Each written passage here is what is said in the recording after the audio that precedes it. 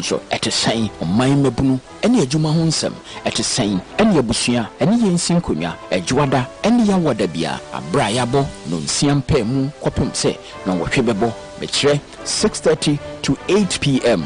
A Bria Dijumadia Yatuni Din, ye pehu, a debrel, Ewusika, 89.5 FM, Niwo Dijumadia who chairman, Aye, in Hunumu, Achimu. Any pension muhini or Brempona na or dear true, Nimpening for one arida, no one adosco, or manual semi ye, a sinkunya, now moody Ghana, and como. Ye pehu, ye po memun sem ehunu.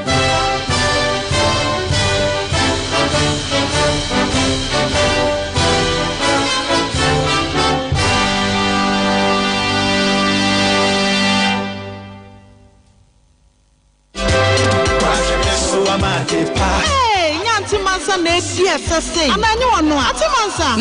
Obia me tise osisi e wo ye wontimi kranti we na wo di asasa. Minia eyamio, eyamia na de mitimi jame na so prince we. Eyekumase chiropractic and wellness center for that and na meso mase. Hey, ye benyankopon ase. Akopon ya de o. Me braba konsoso ne fa nyina ya jojo. Ono so ni kotojo wanya hawo. Mase chiropractic and wellness center. No mo so mo ne wan. Eye doctor wa ba bi bremu ha. Hwe achibremu ho siesie. Abron fedro anasa fanimpo enka. Ne wanya dance de me bra yi so ko no so konya na yaresa. Ye na we de akira me. Omo achi kwan enye ya kwan kra. Omo ode no kwada so. Omo ni Christian service ene di nhwani. Omo ni Jamaican restaurant na we the same building. Ohwehwe omo achi kwan obetimi na omo di nsawo so. E was 0555932339. Oh we de antemansa ene me de nyankopon ase. Iti number no me sro sisu biem na me ntro. Me nua mate. Ai so omo san so physiotherapy ene massage so ase ho. Number no e 0555932339. Ene de nyankopon ase. Ye ko ho Kumasi Chiropractic and Wellness Center. Omo nipa debre edema.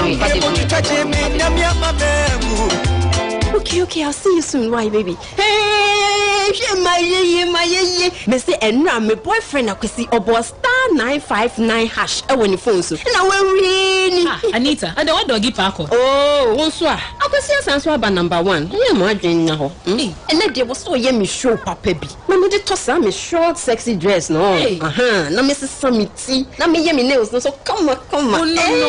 Me fa uba. Make I do some small 1-2 rounds bi ansa me do ni ho. Na we tria. Hey, Nana so he for order. So Chinese and wine papa bi. And they mean this I check no. Hey, Anita. Na sa ni mia when you hear TV bi no. I also was sound. Not to prepared. Na meet me chilly esimu. I no go fit sweat like that. See fine girl. Hey, Anita. Jesus. Baby I will do no gina wa. Mr. Remember, dial *959#. Oh, iPhone app akotoma ono so. Na wonga senya usika so ate. Sister, next time cut the call no what? Dial *959# and I'll call 590mobile.com.gh. Not to be 590 mobile. Head down some.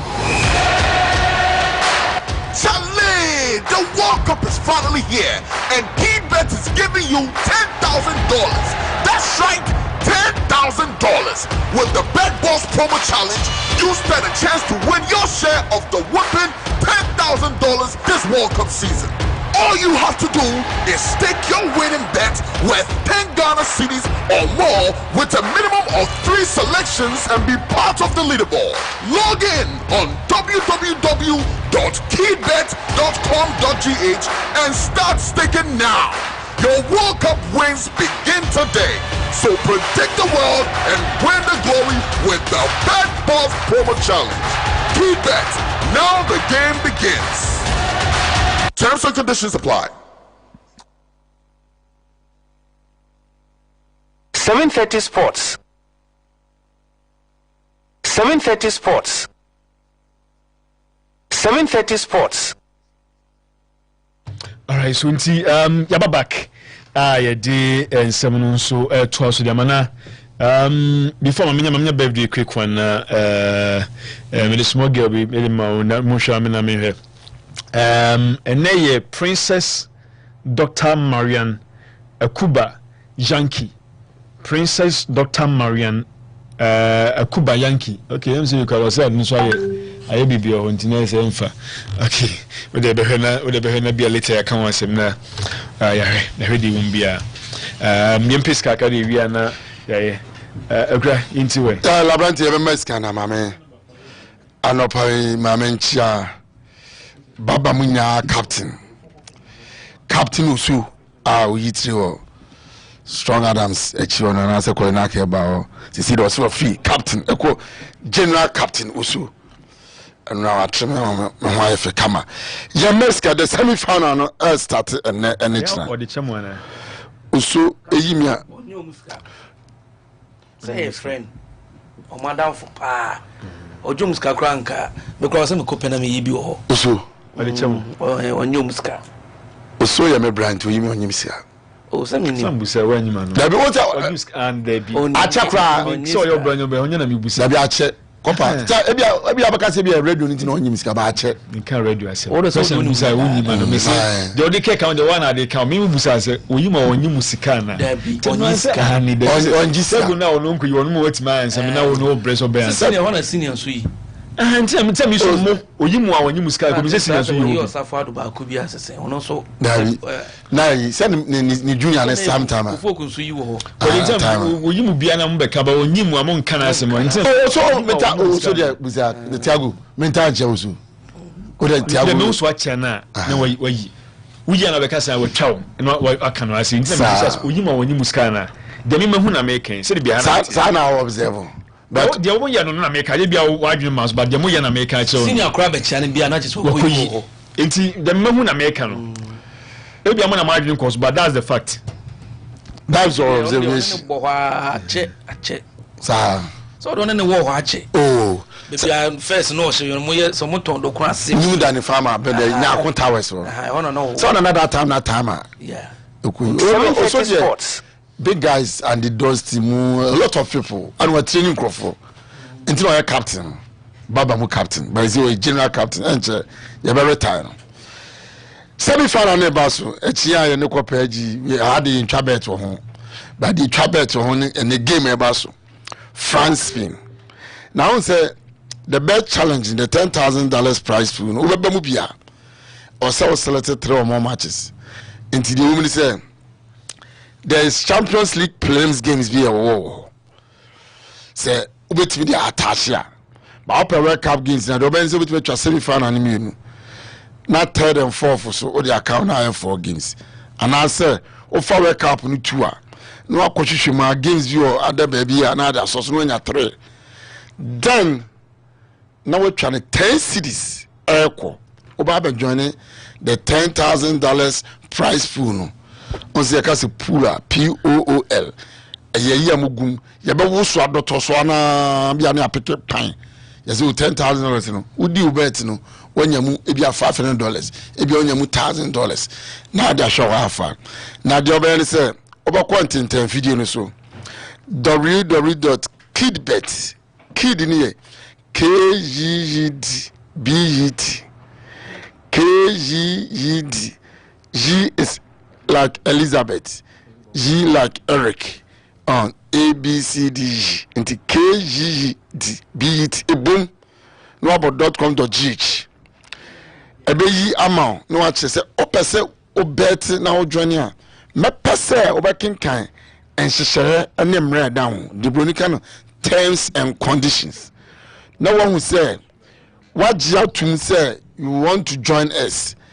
The more over cut the leaderboard, the closer your share of getting the $10,000. The higher you're winning us, the higher you climb on the leaderboard. Don't just argue with your friends about who will win. Put your money where your mouth is and turn those correct predictions into real cash. Predict the world, win the glory. Kidbet, the bet boss, $10,000 showdown. Code in here www.kidbet.com.gh $10,000 challenge. If you know when you're scared free, quick money, the way to become millionaire, and you have 590 mobile games. And Leberante be charged 2147 abortion, the car number. Your mass will about 2174. Osu me also debate me abandon. Tuesday no rush never. You started and I born no mess na from 8:30 about Tuesday no rush. Kwa kusi area 1:25 p.m. Until 4 na star 959 hash. Bo. So one bank and when ya say 89.5 when ya 5 CBC from on say 6 C from.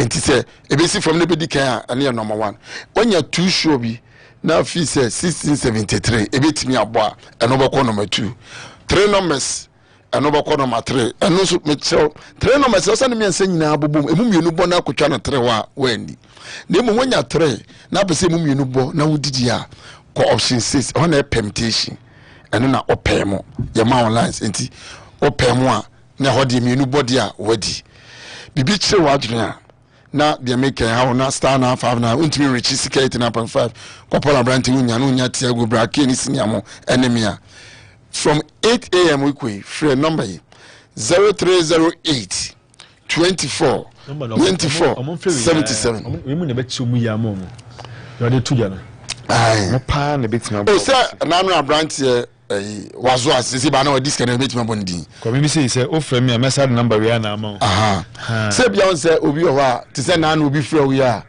o de test we a me di ho dwuma man sa ni pa kro no me menya kra the store no key enele so wo ji adwuma wo di agro ni bia so o timi number no to baby and store to baby and tro to baby unya challenger from anopa 8 a.m. to 9 p.m. very good 0308 24 94 77 obi say na we code be ni we landline en connect to telephone and use no landline ya cra code 0308 24 94 77 kasa bia obeka bia no ye beje oso ne ma wonchiremu e bia wadi bia delay ye be kire wodi kese ne bia wallet no umumu ne ntimi contain scanner ye bebusa say ye no network provider ne kasa ye mbie mu ma ana bank account to say sana idi agro a genuine way to get money and also about 590mobile.com.gh genuine way kwapa we nyata kofa obi intestine bibra kofa kidney bibra a game of chance 1 to 90 select the number and you go yes 590 mobile near just say a down sem kwapa Leberante all right a credit asi and you crowd some near tin kana tell us about code e ready adom kopa yeah ready asi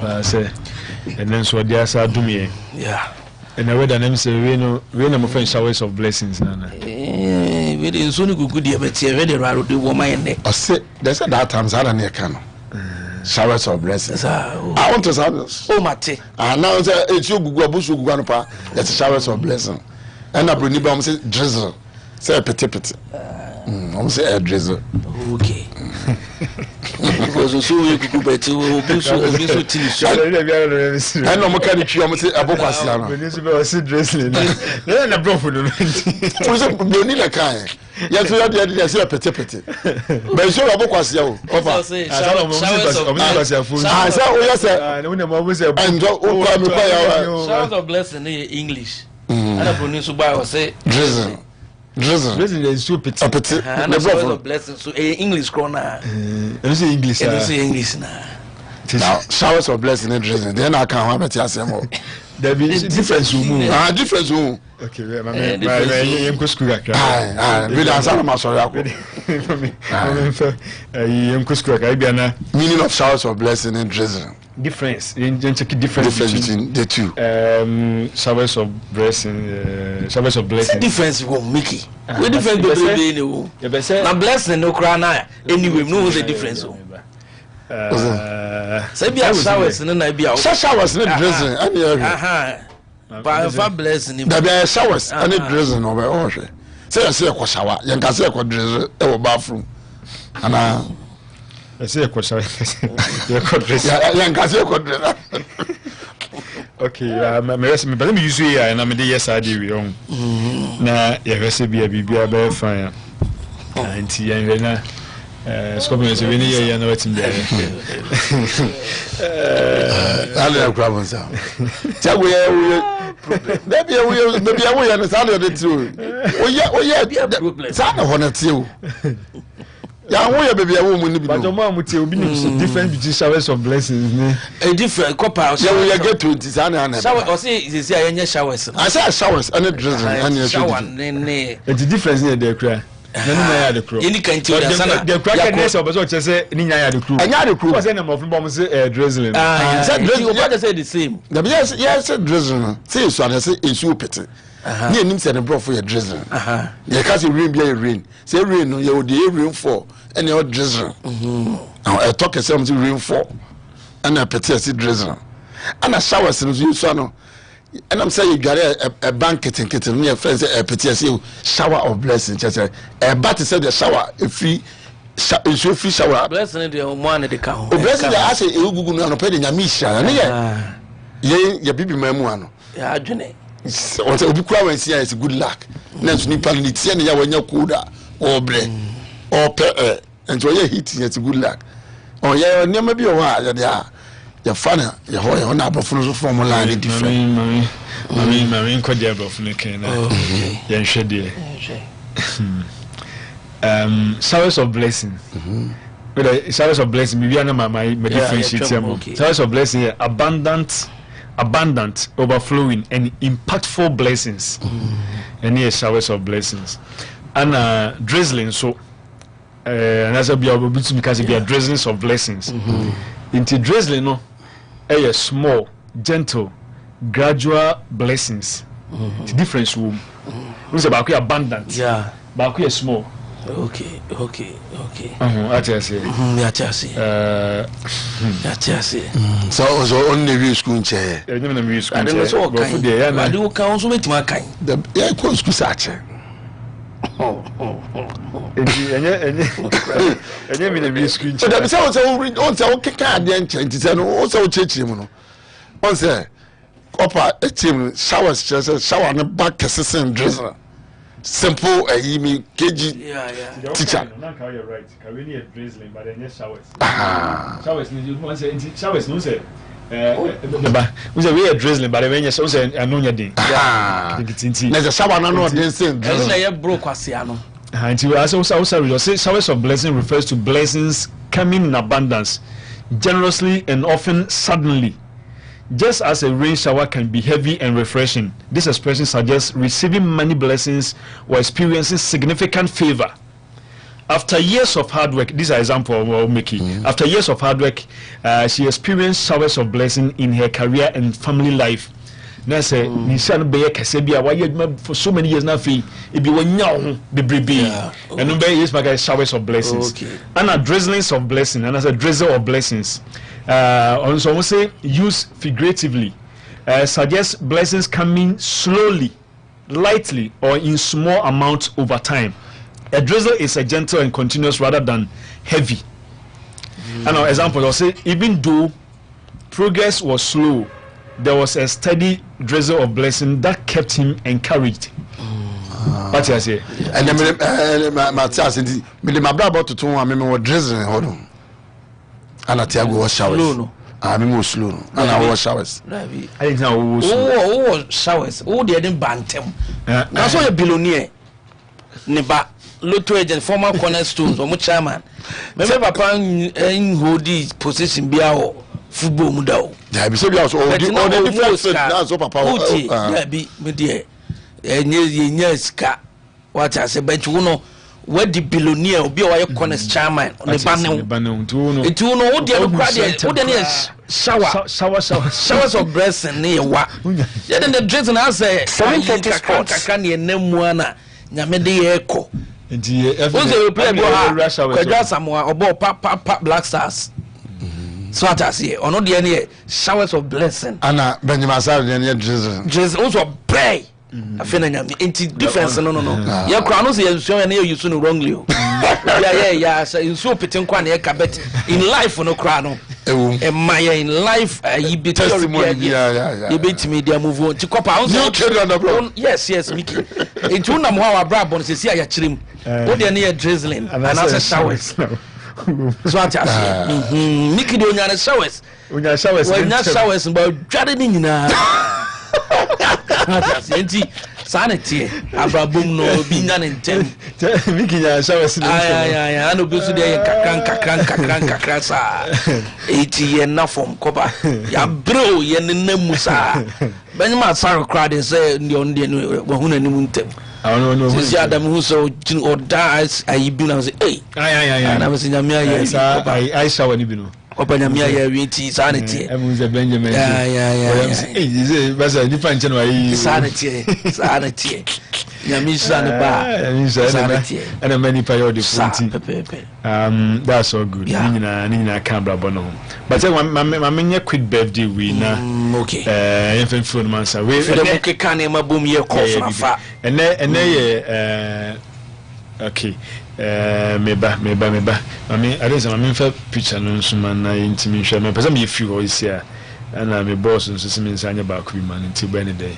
Enti say when ye na say say ya queen man. What I say? I say ya queen.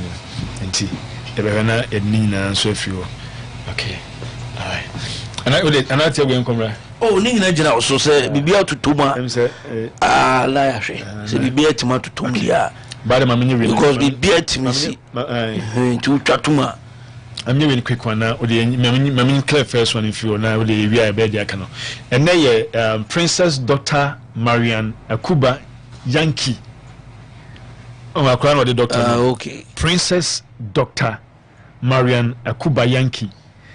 Yankee. Yes. And as I'm hearing yes. Okusku Hilltop International School. Okay. On Okusku. But may God grant you long life, prosperity, wisdom, and excellence in your academic journey. You are my pride and joy for making me a proud mother. We feel Lady Janet Opon Damprani. Lady Janet Opon Damprani, only Assistant Registrar, Quality Assurance Unit of the Christian Service University, and the entire Damprani family. And wish Princess Dr. Marian Akuba Yankee. Ya wish no happy birthday abroad so. Udina woda ene. Na ya wi eno dia mama sanye we so quick one na minyi eno so influence na Tiago so atima den. Enso abam. We so ene ora ni din ede Kwame. Bra Kwame. Onunso ewo Ashanti Goldsmith. Bra Kwame of Ashanti Goldsmith ene na Bra Kwame so edina wodenti Bra Kwame ya we so happy birthday Bra Kwame Ashanti Goldsmith nti Bra Kwame ya mo wodapa Ashanti Goldsmith wadum ona Bra Kwame wonti ya ma no happy birthday no pa bro no so edina wodenti Bra Kwame we show the very very best jago enkomra Yanko ba World Cup no say be basune. Yes. And then China yenso ne be Argentina no. China. Yeah, ni Argentina bochina. And Spain bonne. Yeah, the one some yeah. One some be bribi. One some buy. I person busa question be about Doku. And none person busa about Jeremy Doku. Na ne sources no inside anya inti but na pa ikwa be betima we. No, almost say the girl no. Doku jage ko almost girl no say ne ba ne nya ne ba. Ne ba ne nya ne ba. Ko pa say World Cup no course no. Jeremy Doku esre kwan say ne girlfriend no ekowo na mo ma ne kwa ma ne ko no sabaye ema odi quotations bi kura betoto ni Instagram ni ade chese wodo nyame ase anesa kopa na Jeremy Doku after the World Cup na omu free mu no ana okoye na obi aso obi ne tia na so say onkoye die ne before na Doku kodru ye na okoye die ne kopa akra na nya ne ba. And I wanted to ask Inti adena kwa akoye den pa ukopa Jeremy Doku bana nya ne ba sa as a source no ujidi na kede na ka yewu na akoye die kopa me bibia ho so far no ye nya from enu na hu ye be sine ye nya credible source bia or report to sir but so in the nam ho so Jeremy Doku ama wa filing for divorce nyina my person court so yes na kopa me adena ehu ye pa nti adena de ekopi mu no what I say nti ehu me de me dwene ho a me nti ase se adena betimi akwa sa okay what I say e ma timi bibia ye oba obetimi ayi bibia bet Jeremy Doku pa atunze me no mienu ne aja ya nsam ni bisa ne de eto ya ke ti ase what I say bet Jeremy Doku pa level way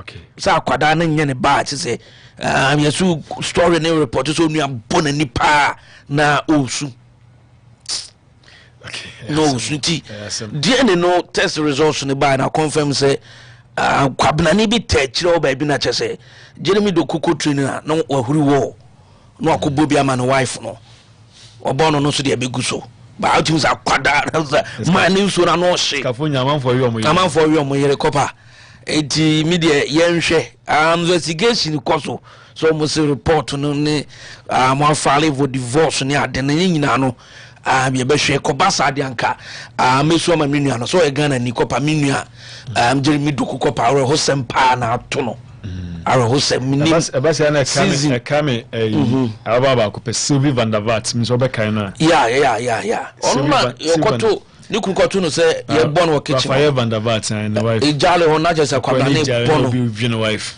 Sylvie van der Vaart Rafael van der Vaart me kan pa Tana van der Vaart wo form wo so no serious yes oko training ba ne kitchen na akwa be win wife ni boot ni ne makrika no ba ni kitchen cabinet so obi the wife da one match say masa if you the one if you Sylvie van der Vaart na one van der Vaart me get ni jai obe jacopa na we ya na tena tiago nti we o di ne tena o say that na who say no we is can you cry na maso na man de kopa bitimi yo ye nyame obo ne man 730 sports David enti emutimi ye bibia na jeme ya na yeso bitimi kodwim kra no na service na nkwansi nya oton okoto yes o twato no so kwa yeso musi fa ho yes o mo mo adwuma da me ya unze Jeremy Doku na ni age seja obo World Cup na ne wife so no etimi alfa chese wa afa no ho afa ne bo sre kwa ma beja si o ka nsem bibribi nsem mo beja si na kopa unze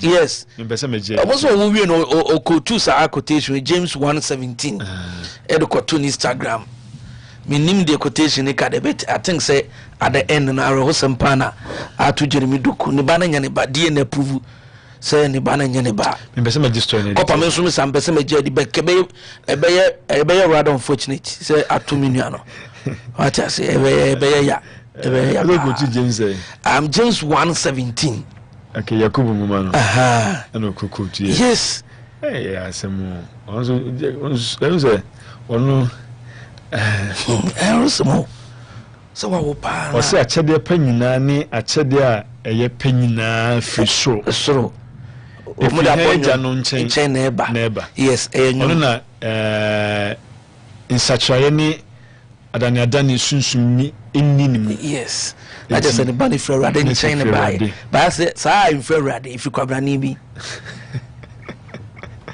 yes ube konkra no akwana ni pay enu Jeremy Doku de bi ko ni nu boba on 730 sports oba on fa pay on but e bia nya no kre me nkoma me ya kopa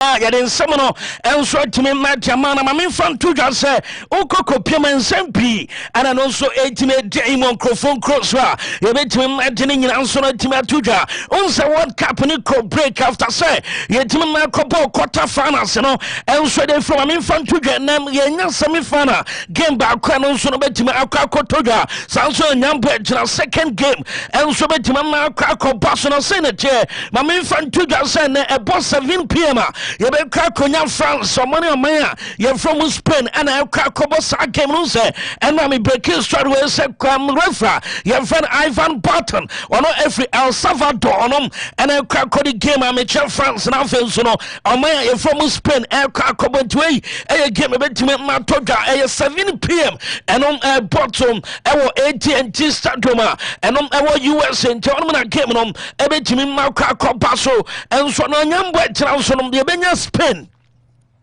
Omo elona so my from England. Omo Argentina Boko no unsa no me be ka se refa obedi gasa kemi masa kwete e ma FIFA no motrase no ukofie no kopiema and Moroccan born owura ye fa no Asmal Alfat onom efi USA unsa papa ye wono Morocco ana chese okogram USA ho ana wa boni branyina ha ana Charles kranya papers ne ade enti ukọ no no oye USA ni owura ye fa no Smile Alfat onom ana be di meche omanya ye from England ne Argentina game e be ba so nyampo akina eno so 7 p.m. ntene de eni no ehwe England ana se tima ye from France omone tima ye from Spain e kra kobo ntene ye de from ana no na tide di chance e de tudwa also kama biate se nyampo en game eno e ba so no tima ye from Manchester Spain e favorite o se no masa wo kokosha enye se o the pressure to Spain team no so Nemum Ushetima, you're from Spain on my World Cup from group stage, EBPM run of 32, ECOPM run of 16, ECOPM or quarterfinals, or Madrid semi-finals, 1 goal, and a Matima Considi, and France national team coach, you're funny Didier Deschamps to say, Massa, and Confonia Bruta, and Pa, so the ball, out to Spain, net into under to push Spain, second game, a more compound, Adia France, no, already did the so a coach at my France national team the name of Spain and she a favorite and some coach Nelson at the Aqua na young copy menso and full from Yampech Gamer and also met me Aqua back to England and I feel so on my year from Argentina game no and no I am massa big game almost France down on Spain then also name of big game no I Argentina and I feel England and she team Yampech 7 p.m. and I saw game in a now and na plus ni bi kasai ema chese Mamonso camp, dear Cosonia day, ye pay room now, England a good news, and no if England not shutting him, and so to a Jema Declan Rice, a fit. So Bebo came in at Argentina, Nyampuachina, 80 England, Piemo, Kansas City, and one of England team no a campaign, and one of just Moya training near Tena, Mammy Fantuja, said Declan Rice, and no need Timno, and so to make a food trainer, Papano, and no a fit. So went to my Bobby. Against Tima, ye from Argentina, and the annual Copima say, and I report on a city latest on England camp. Jenna Koso Yenti. Final on the horizon tomorrow as England take on historic rivals Argentina. Thomas Tuchel's side are preparing for just a 4th World Cup semi-final and looking to reach the main event for the first time since their 1966 triumph at Wembley. And there's good news coming out of England's training base in Kansas City this morning before they travel to Atlanta. Declan Rice is fit and ready to go. Thomas Tuchel's injury and fatigue concerns have eased considerably over the last 2 days in the aftermath of that really gruelling win for England in the quarter-final against Norway. The big news is that Declan Rice, I understand, is fit and available to start the World Cup semi-final against the world champions Argentina tomorrow. He had a stomach complaint, didn't he, after the round of 16 match in Mexico City, which meant he had to spend 3 days in bed, according to the head coach Thomas Tuchel. And he wasn't able to train. As a result of that, the England medics said he could only play 45 minutes of the quarter-final against Norway. And the truth is, when he walked through the media areas heading to the team bus after the match, I saw him and he looked drained, he looked drawn in the face, he looked as though he'd really was struggling an awful lot. But it's thought he was able to train fully in Kansas City here yesterday, the first England training session since that win against Norway, and I don't think there's any remaining doubts now that he will be able to start the game against Argentina. Elsewhere, those fatigue problems, I understand, led to a number of players with cramp and extreme exhaustion, but the FA medics have been working on the players very, very hard over the last couple of days, and so with the exception of Jarrell Quansah, who's suspended, and Jordan Henderson, who still has obviously that broken wrist, Thomas Tuchel has pretty much a full squad to be able to pick from for this huge game. That's great news for him. They just want to win away, remember, England, from their first World Cup final in 60 years. Okay, and team Manoya Chelsea de free England. I want to say team Campa Banyambo China, almost Argentina, Bobo Courageous, and Kopema Massa. I'm almost saying my branch fan Jordan Henderson, and Joel Kwanzaa Koya suspended, who say Jordan and Samuel Krakobu, and Tenyata, among quality players are more available for coach. Your fan Thomas Tuchel and Tinyambo China, England team and so full squad, almost Shazam or Metimia Chetima, you're from Argentina and Channel, and free England. I'm gonna say to on outside gamer, and cross one man fan to just a goalkeeper, and my England, and say to on keeper or Bianum, sir, Massa, or on Saturday, and Nambuetina, and also a Boniface game against Argentina, and I feel on Messi, and Ebusa Jordan Pickford, sir, Massa Sesiano, what the God chair, first time England team no ever be Shala and Messi, and of Argentina, what as a goalkeeper, saying Oka, and their face, I will face on Messi, Jordan Pickford. Tina. This is the first time England have ever come up against a chap called Lionel Messi. Give us the goalkeeper's perspective on what makes him so dangerous. Yeah, I think he's scored so many goals and he's contributed to so many goals as well over his career, and it's a great to be able to finally come up against him for so long and watching him as a kid. And yeah, but we all know how good Messi is, but we also know how good Argentina is, so we can't just solely rely on Messi. We've got to focus on the other strengths as well and the other weaknesses we can take advantage of. Okay, and Tino and Soma goalkeeper, your fellow Jordan Pickford, so no Eddie Kotuja on gamer, England said to say, Ocean Messi no Massa, na Osaka Zara Benini, no Kwako Sham Messi, I'll say, or Chelsea on Betimi, I take advantage, or some Messi no, and of Argentina team no so no, our weakness, or one was on Mutimefa, no Mutim Argentina team no, and so the free tournament, no more finals in Teno, and some England said team goalkeeper, Uriah. Jordan Pickford Ninsama on also their Kwakotuja na Yemfi World Cup in Musa young other stories na Yemfa latest no and so Tuja also Tuja say I'm a branch of enemies in good Obetima Kwasai Edama Fanabache and a deal no so I completed the channel Tima Yafana Fanabache Etima Kwasai missing good from Tima you're from Olympic Marseille na the details and Mutima be 40 million euro plus 2 million add-ons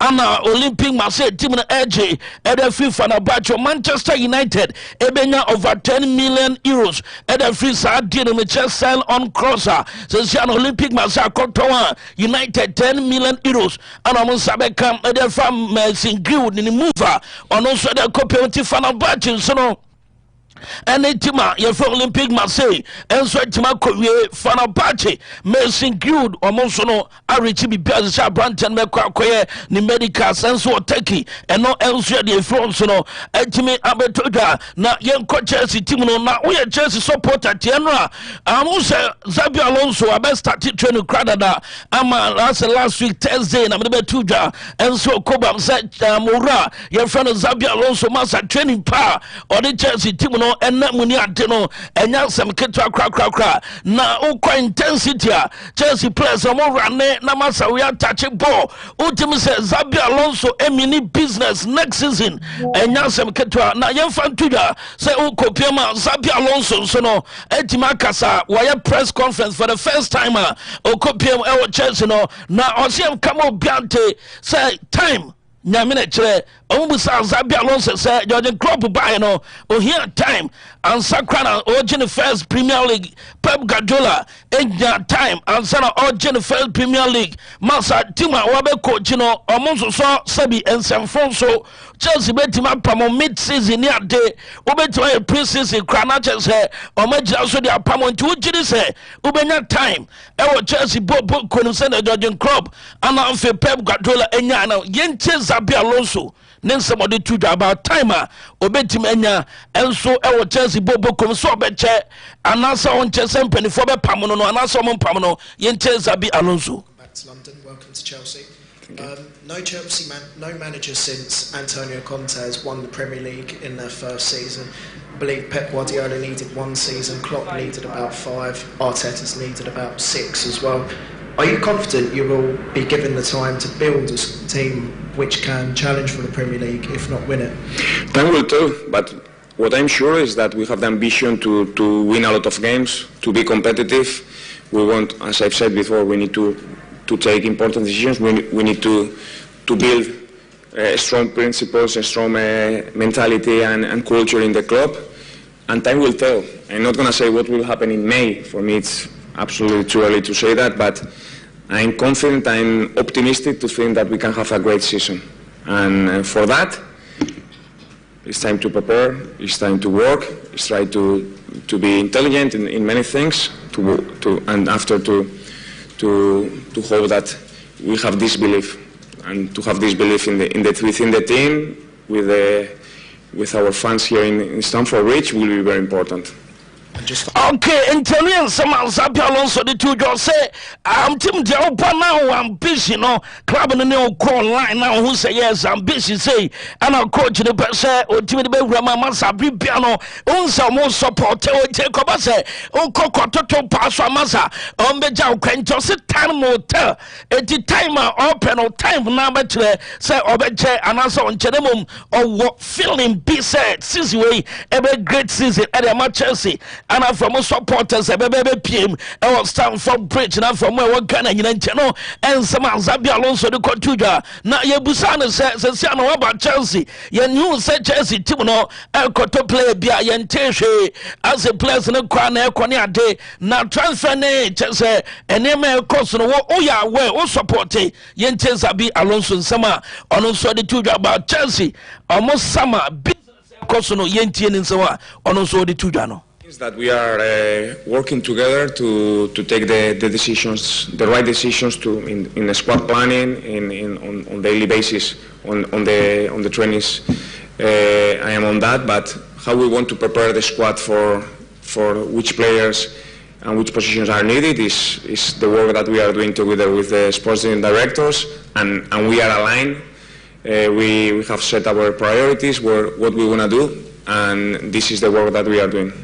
Okay, Zabi Alonso, young person that you be a master to have a case, transfer near day, Namina way, or some more working together. So many to the Chelsea team on Abba players, Konya Dino, or say, or more yet, Giovanni Pometano, and some Zabi Alonso, the Tuja. Now, Yabusa, Zabi Alonso, Chelsea BM, almost say, or Mubusana say, over Chelsea, no, since you call Palmer, I'm one co-word captain into pre-season was started in term. Now, Zabi Alonso say, Massa. Yenti adansidia odifa ko pama ho masa osa kwadano bo eni ade no be important player at the Chelsea team no this season enya sem K20 coach no akasafa ko pama ho yenti. We have had few trainings already, and from the first day you can see he's a special talent, he's a special player. He's not easy to have one of those, and you can notice his quality, how he's able to play the right decision in the right spot. So I'm happy that he has come in a good mood, in good mindset to have a great season, and we are really looking forward to get the best from him. If we are able to build a strong team, with the proper stability to find the key players, for sure Cole is going to be one of those key players. Okay, young concern from Monsa Zabialonso say, Massa, I'll quality of crown no massa, all coaches the training grounds or say, I'll have watches the power, and we have some Zabialonso Densidia or different copam or say, do training on our quadano man, quite first your train won't say, then you bring to be important at a matches in control, and yet then speeding or saying, and it's your Pantino, and we have press conference and Chelsea so Zabia Alonso, our new coach in the Casa voices, and I ate breaking it down more Piatina, young copium and so transfer Necacronse, Madicadia Tuja, say, oh, court transfer anymore, Masse Wyatt Day, and number breaking story, say, Arsenal, a player, family, Andrew Trossard, and so on, a neighbor, crop back sectors, Namamin Fantuda, send number breaking story, Emma Bianco, and now Casa back sectors, Timno, and so name Leandro Trossard, a bit of Commander Bianco complete, and meeting it to my consumer Leandro Trossard, I can yes, and the back sectors, it did also a damn deal. It's the next season, Arsenal supporters, and one Brantier fan Leandro Trossard, or not call, back sectors, Bobo Kuno, or sign contract till 2030, and I also sign a day, I'm a back sectors, Bobo Kuno, 20 million euros, and I answer so able to me, actually, medicals be Beyonce set, and then I Brantier fan Leandro Trossard, and I call Piemo Teki, now walk when the medical said I'm a back sectors, or more able book, and Shaya, a free back sectors, Arsenal, and I feel Leandro Trossard said, yeah, a done deal next season, Leandro Trossard, and Sakai, and from my answer, Bobo Konipimano, AJ Foba, if you are, Yanko, another transfer, Abrantia Fan Yuri Limas, a Belgium knee, Mamin Fantuja, says Manchester United, every Yuri Limas, ever sign at Manchester United, medicals were completing it based and none of pay, no much in Moja Johnson, a Yuri Limas, and run you Rebeto just say Manchester United sign were passing medicals, am I successful? Now, dear Pachema, Demitechema, or best sign contract till 2031, 5 years, and I brand I friend Yuri Limas and so on, a consign Edema Manchester United Bobokuno, and now 85 years contract, and I Yuri Limas, a consign Edema Manchester United, and so on, my mini business, and next season, Manchester United, Bibian, Biche Amebo, players Libya Mekahua say, and a Manchester United lineup on Ebeye 4-2-3-1 formation. United team on Ebebo 4-2-3-1 formation. Kopayamashino goalkeeper, your fellow Lamens, Ebeda goal post in him. Diego Dalot, 2. Luke Shaw, Number 3. Abrantia, your fellow Lisandro Martinez Butcher, Ebo 4. Matthias the Late, Ebo 5. And we are Fifiono, Andre Santos, Eja defenders name, Yuri Limas, enemy no, and a beja defenders name. Na 2 no so enemy and Sano, Ebe Mateus Cunha, Bruno Fernandes, Brian Buemo, Omo Ebeli D, Ebeja striker, your friend Benjamin Sesko, Chikopa, I don't know what's way. As a woman was this, you knew one who brutal. Marie, Copa so far. The whole near medical to Titiliman Santo Andre Santos better bench so a senate Mugoki Parliaments bedam yes Dalot able to Matthias the Late Lisandro Martinez and a Luke Shaw and here chiro and Fifi one also 4 no defenders phone and him 2 bebo okay for born ma a branch of Andre Santos and Yuri Limas on many big defenders name.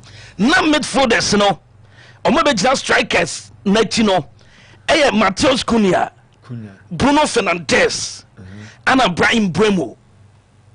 And Timube Bie, na Mateus Cunha namha, na Brian Buemo namha, na dear obedient striker netino. I Bruno Fernandes. Na striker no by this time dear. Omun say be Benjamin Sesko, Edina wo Copa. Ohun saying. Early days. Early days. Okay. And young concern from what say early days. In Tania de Panama Fantuga, Sabranche Fenemy Care or Yazaba, and I feel Flan Balagoon. I'm a man Fantuga. Juventus monitor some players if say Randall Colomwani also be ball loan and my Juve team no ama se so many Paris Saint-Germain kasa say antimi anye completer Juve say omeja Abrantia ye fe Randall Colomwani achi no ma kofo Florent Balogun anase Mikel Oyarzabal emu ba ko Juve so no pesa 2 players na Juve so no omo first priority ne say enkomenya Randall Colomwani enti sankofa Mikel Oyarzabal and Abrantia Florent Balogun omo ebetimi akopesa 2 players no e from so etima betoja Alejandro Garnacho Colon ewo Chelsea se no Manchester United peno Demi Bachema Garnacho enso open the door and Roma move from last week ebetoja se Roma so no Alejandro Garnacho se no you know say onko or a superstar bia nanko nya big team bi maza ebi ma enti Roma deal no and also betimi agro trinity no match as here enso edin komonemo Roma as a permanent deal there omo nemo omo insist on loan with mandatory buy not as Opoloni we are ebeyo share obetimi nso no abo full deal edamatima ye from Roma and Chelsea eguso edin come on permanent deal na and also de eba ntino Alejandro Garnacho ebetimi move to Roma and also no latest ebetimi edemao na yenko Manchester City push hard for Abrantia fan Ayub Abwande Morocco omo for the nanity say Carlos Puyol no omo pa Abrantia no de den na lead for no so say wakoba World Cup afanom omo say 100 million euros o pa Abrantia na fabra enti omo pese omo ne tima ye from Man City ekodin komo na Man City hwese omo tima tebo no tino Man City pe enyomo ko City Arsenal and Manchester United so no omo so are getting in touch ewa Abrantia ne camp omo say the past 12 months omo monitor Abrantia ne panemo mo say the team away in the Man City so mo pe Moroccan midfielder Ayub Abwande na bibia nso no etimi akoye ede amom chenom enso latest free transfer nim kopa etimi ababe todwa na mame fan todwa say okobasa and Spotify come now the tenye enche no mo be crucial enti Barcelona form e de letter come La Liga say stadium no be crucial omo papa enye ye ansha na da de bi akoya kobo supporter binti commentiers here nanka Monjek stadium last season omo yusu kakra omo san kobo half of the season La Liga season no enro de omo half you meje say Spotify come now near crucial akata so awie say na be bia be koye kopa fan kese Santander.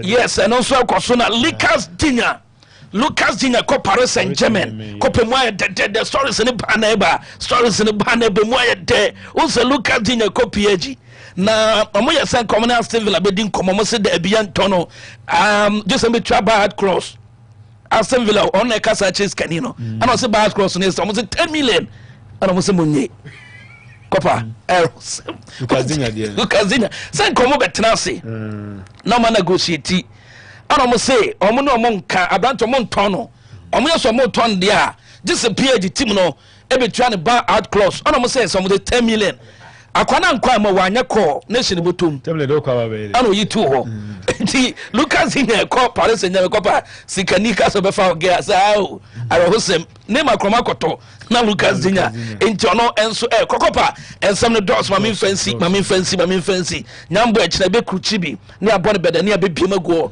e de ma atiefo kopa Leberante 14th bracket so aba yeah bracket so down sani si etie din o wase on tehwe wa chochuru bia no afosoro okay tell you that interne etie go akanta na yetini kan say we all the stories as manti transfer no more there almost a World Cup game ni bi ba so na there but players do no na movie now here Ayub Abwande na say 100 million euros so very interesting amma Klaus be brief so much more because the figure is too high. Do not follow that. People nipa be who no World Cup but teams no mo di na chiache for 12 months near the day. Sporting directors. Yeah. And then say Krobi so a the boss season we are now we are kofano no the monitor for months yes before say Krobi so uko share team na bo hat-trick e ton team ni beton by 10 sa monitor all right Kumasi Chiropractic and Wellness Center na can from obia so bia fan ni nchim mama peta Patrick massage no ye beboa na ye stress afio ni ama moja nso dia frusani ye pa na ya promote overall well-being so amount and you deep tissue massage nso no ma you target deep muscle tension of chronic pain so ye free and relaxation massage nso ye bi iguso a ye che massage na yesa your massage inti mo mbese mo koye massage ye beboa ana mo nso mbese mo kosua ye nso ni nyina no ye behwe bibia wo honom relaxation massage promote relaxation and reduce stress na aboa ma watumi adaye pa chiropractic care so ho eno improve spinal alignment mobility na support natural healing so ama bibia enso aye kama na sign pain and stress relief treatment so aye customized treatment e be reduce pain na aside improve the quality of life your house number 15 ordinary kwada so ana yewo Dr. Kankam Street wha ne o Christian Service University entrance no ana idi enhwe ni mu intibra Brana Kumasi Chiropractic and Wellness Center so yentumi emu ama bibia no nye kama your number no is 0555 932 339 0555 932 339 03220 83734 03220 83734 kwana maba wane mranche no yedmo manim sati ye pa ombehwe na bibia nso etumai kama mamenye birthday kwekwana ingransenum enenso eye Mrs. Joyce Green Mills or Tema Community 4 Mrs. Joyce Green Mills Tema Community 4 and now awoda pa from Harry Uani will be almost say we show happy birthday to Mrs. Joyce Green Mills or no say you must say we show happy birthday brown so would enti be ransom brake wa sounds na Mickey Mouse one remember Mickey asase we na fe yenhwe sen akra ya gopa ayi asase ne ma men shase kakra bi on the transfer stories are Thiago Edigo ebiye teams ni bi coaches changing the national team ebi je adwuma na ebi mu bem ni and then I think that Manchester United now on transfer no the surprise a year Abrantia Otina kan edema bedroom Osabo Aston Villa Copa the some said the transfer no see a year United after say Ederson dino a touch manner all of a sudden who that report after the done deal for Manchester United say Jory Manchester United and you look at the midfielder when you have fine World Cup especially the game against was it Senegal or so that penalty or any here the ball kick share and how in Villa Europa games on my ball how Branson of late were born home na Manchester United scout no etime say for the first time United a signing for now you good but kase obejele into the team no another team owning the terrain of the EPL abo the likes of Bruno Fernandes or with the inclusion Komenu and then Omomaka Ugati Musebi on Bestia how United will cope in the Champions League and other domestic games on Bobo and Manchester this signing course as they are being quiet but this time Michael Carrick any team no due diligence signing on paper but the Biabraki can say signing over signing I can't over done because Adon Santos of free Chelsea or a fan player but we more Chelsea said the Chelsea for the person who no more is but we name the United so team no so who are almost so conformable and sometimes yes I heard the journey of Mo Salah Kevin De Bruyne or the year test case a man who say some players be call club be and started bet obeba be no be a hero Pogba Manchester United ko Juve be great man later about back and in as far as silence in the course no how United Carrick Subisia and he had a good season Obaji Ejumano at the team no upgrade the Champions League. Now you are in charge pre-season everything over started day one.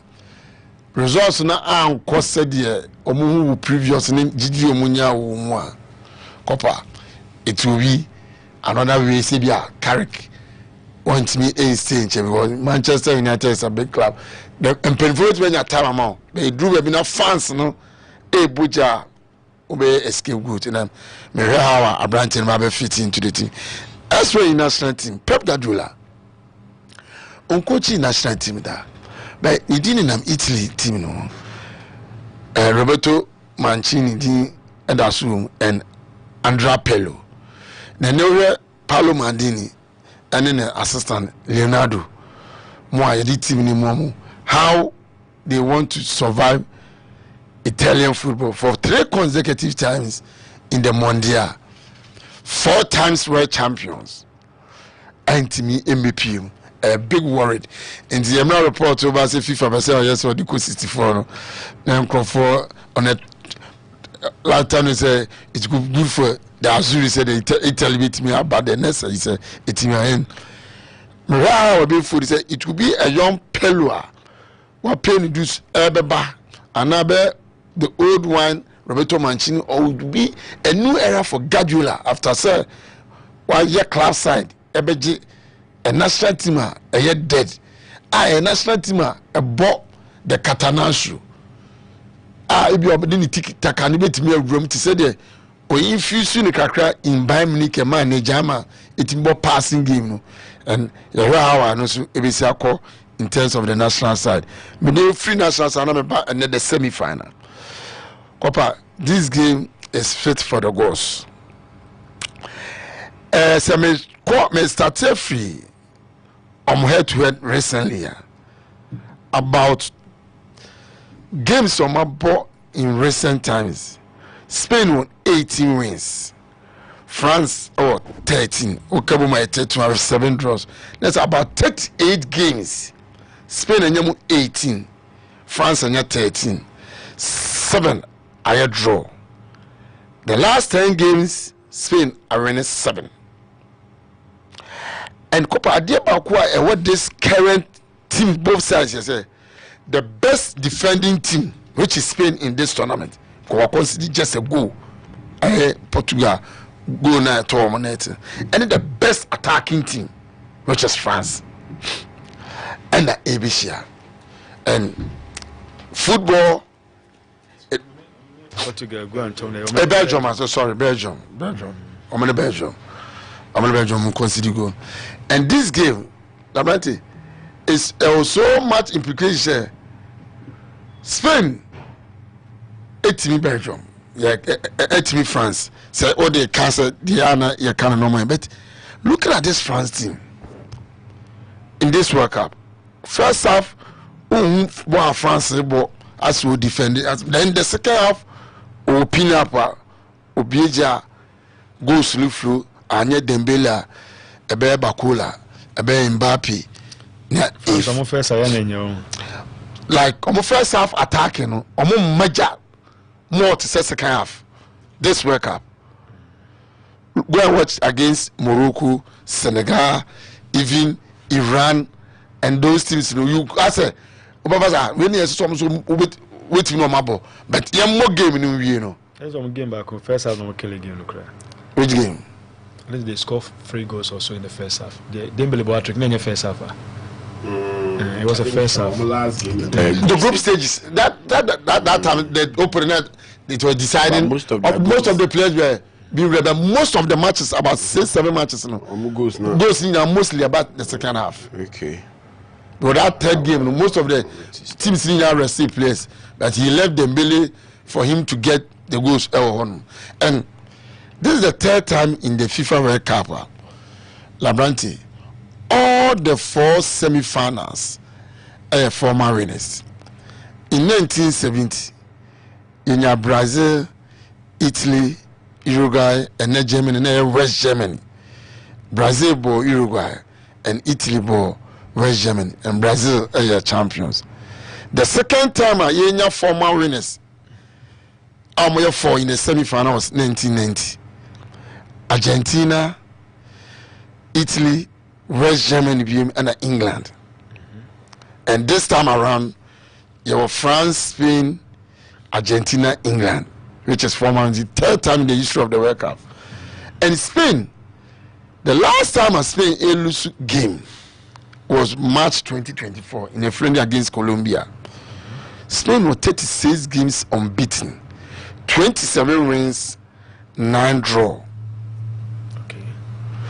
Italy they could have the longest stretch of Europe in terms of unbeaten, 37 games. In Spain, but only 37 games. And Spain defeat Intimima within 90 minutes.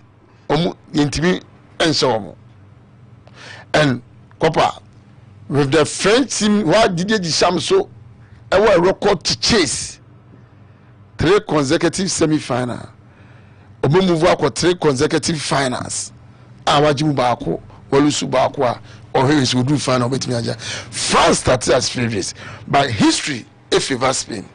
And the difference is Spain team no Oyazaba and Marino, the 2 makers.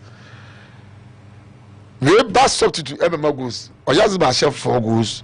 Mikel Marino Abema lead winner 2 in the knockout stage. And the Spain drew Bibi Omodri. They are not playing a typical number 1. Okay. But the difference are they have midfielders they hold on to the ball. Unlike previous opponents are France normal ball. And in the Kubasi Laporte, can they defend the neighbor bar to say the Omar in the previous year after I consider a goal. France attacking neighbor Yejuma and now a best acquire. How we see Spain team said other opponents. How do you see some number because what can some be no my say now this again Besiako. How would you say France opponents how send of Spain be Spain born a normal game na okutabo na obewia nani abatu achi the goals kind of goals are almost say ye bonu mfifia abo answer pass bi kona so Oyaziba na start ya obewrani akofa then ebia the changes of it will be Leberante Lamiyama, and this is a game what qualify for. Indian draw crowd say team own shown a Spain, and as Vegas so Kasim says a team beating us stop of France, who say Spain, all because of how Spain our midfielders are omutim kutabo, amon panicky. They can play the ball back, about draw waba, then. Okay. They can't on it, but Spain the children so are here. France attacking, Copa is dangerous. It's the best attacking against best defending team. Right. But France has started furious. Spain is history at the Shawama and Yamwa on the 3rd time. Copa, good morning to you and your crew. We thank God Almighty for another blissful day. Today, Spain is going to win against France and Argentina is going to win against England tomorrow. Prince promise you from a Finsu Namo. I will just say, okay, and from Kunzuko Jukro. Man United lineup with the Conference League players in Kwa Arsenal for Man United 0. Internally, dear, and also the other bracket it you. You want to say about dear? Yes, Adam, yes, Adam. Yes, Adam. Yes, Adam. You should be so. Yeah. When I'm rating and none of pay. And 70 Dawson from transfers and the World Cup semi-finals. After say it is the first time since 1994 3 or more of the semi-finalists occupy the top 4 places in terms of the FIFA World Rankings. Since 1994 in terms of FIFA World Rankings. We have a long way to go. And we would just have to enjoy these games and make sure that Messi even a second of these 2 semi-finals. Very, very, very, very interesting. Yeah, sure. And very, very, very, very, very interesting. Now, Copa, meaning the word scapegoat. As in say, Bibi Akosoni Asheda you be and I said Jumoko be na Yediomo, Edians and Jose Mona Yechuma Bibi. That word is a word from the Bible. Also, a word no be origin. So the word koshoko, which is an English word, originates from Ghana. Yeah. Yet, into word ninya no be any inchi. Yes, the word scapegoat is from the Old Testament, especially Leviticus 16, and it talks about how at that time the priests goat bako now was sacrificing among many just to please the gods. And make way because of the signings of Manchester United. All of a sudden we've come in and then we are picking players like Yuri Tielemans, forget me age, and then also Andre Santos, forget me age. But the direction of these two signings, the reason why they would have to allow Casemiro to leave, in as much as Senna fans, say we should sign him for 1 more year. Casemiro is the best sign near the man. You a far two good players are beside promising. Yuri Tielemans has paid me dues, and then Andre Santos is a promising player. Now the man can't skip with one and says, oh, these two signings are now the far from last season signings. Now the last 2 season signings are. I think sir Amorim was made a scapegoat into its sacking. Okay. Yeah. Into its sacking. Yes. All man was saying the chair but eventually they left. Okay. Allowing others to come and give them what United has been known for. Players are internally on the EPL. Growing up, you know, a player be so in England. Now the modern one baby Alcobo next. Manchester United. Remember better of the intro. Yeah. Airport no could do. But under the season of Amorim, all me a co-form by England were young promising players, but had no experience. Came in from other leagues and then entered into the English Premier League. And Amorim. No, we new. Said people what you say. Hoyland. Okay, Rasmus Hoyland. Oh, Copper. Amorim penny didn't buy. And I say you. So in normal terms, those that he worked with. Okay, can say. That's what I say. Any Joshua Zeximo were players, they were young. That was the direction. Okay. But they had no experience as to what the English league brings on. Then the next season, under Amorim again, they brought in players that had played in the English Premier League. The front line needed to be changed. So who changes? Yet. But then, so they had realized there was a mistake in probably all the man say on fine juma any sign about could be at the source man. But then, no as a scapegoat, near man in free club, the Munonya day now on call. Noticing and realizing, said this time round, see a players, yes, you let me a crack of free abontain the Abba into the UPL or the domestic league. But they're telling me, say you pay the call for our team. Near person is here in your mapani dia do nano yensa omo and film free the English soil because we have an example from last season. Oma edomo free England na nkasa yede ebebo Manchester United. Brian Mbuemo, Matthias Cunha gave numbers for Manchester United and then they pushed them into a year that is UEFA Champions League. So Abrabonasa scapegoat. Eventually, they've realized the mistakes, so they are getting into Yuri Tielemans, doing the right thing, and then Andre Santos. Fine player, I tell you. Then I'm to be Janice, Andre Santos. I tell you. Seriously, who moving our shot? I tell you. Maybe in the first, and also by Zunju and Kakra. What's major? Chelsea are not predictable when it comes to transfers of late. It's true. Chelsea. So player because they are working on a project no one understands apart from them. Obi and teachers project na here. This is all more ankasa. It even when there will be a good price at the Marco Palmer. Me sure surprisingly young there just beat maso scanning Marco Palmer. That is what they are doing now.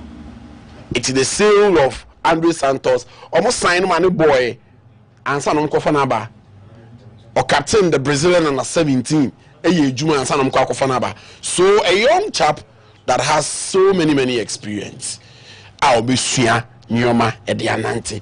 But Chelsea, no one understands their project and then they will allow you to go. Okay. World Cup no semi-finals atoja. Na minim say ene ye ho kwan say ye de bibi to so opta for Nyoma omode ma yen as to why ana for na aka no betimi agi the World Cup. And this is from 13th July. Opta say for the final omunu say France 57% and say obetimi agi no France 34%. Almost Spain 43%. Nemum say obetimi agi no 24%. Almost England for finals 53%. Nemum so betimi agi no 23%. And almost Argentina 47% for finals. Nemum so betimi agi no 20%. So it is a clear prediction as to matches in Ibasumuni when they be winning. So they are predicting that Argentina and England will win. Up to 4. According to this percentage. Okay. It's England up against Argentina. Up to 4 predict to say England for be winning because of 53%. Some may get it to the final. Particularly they said them.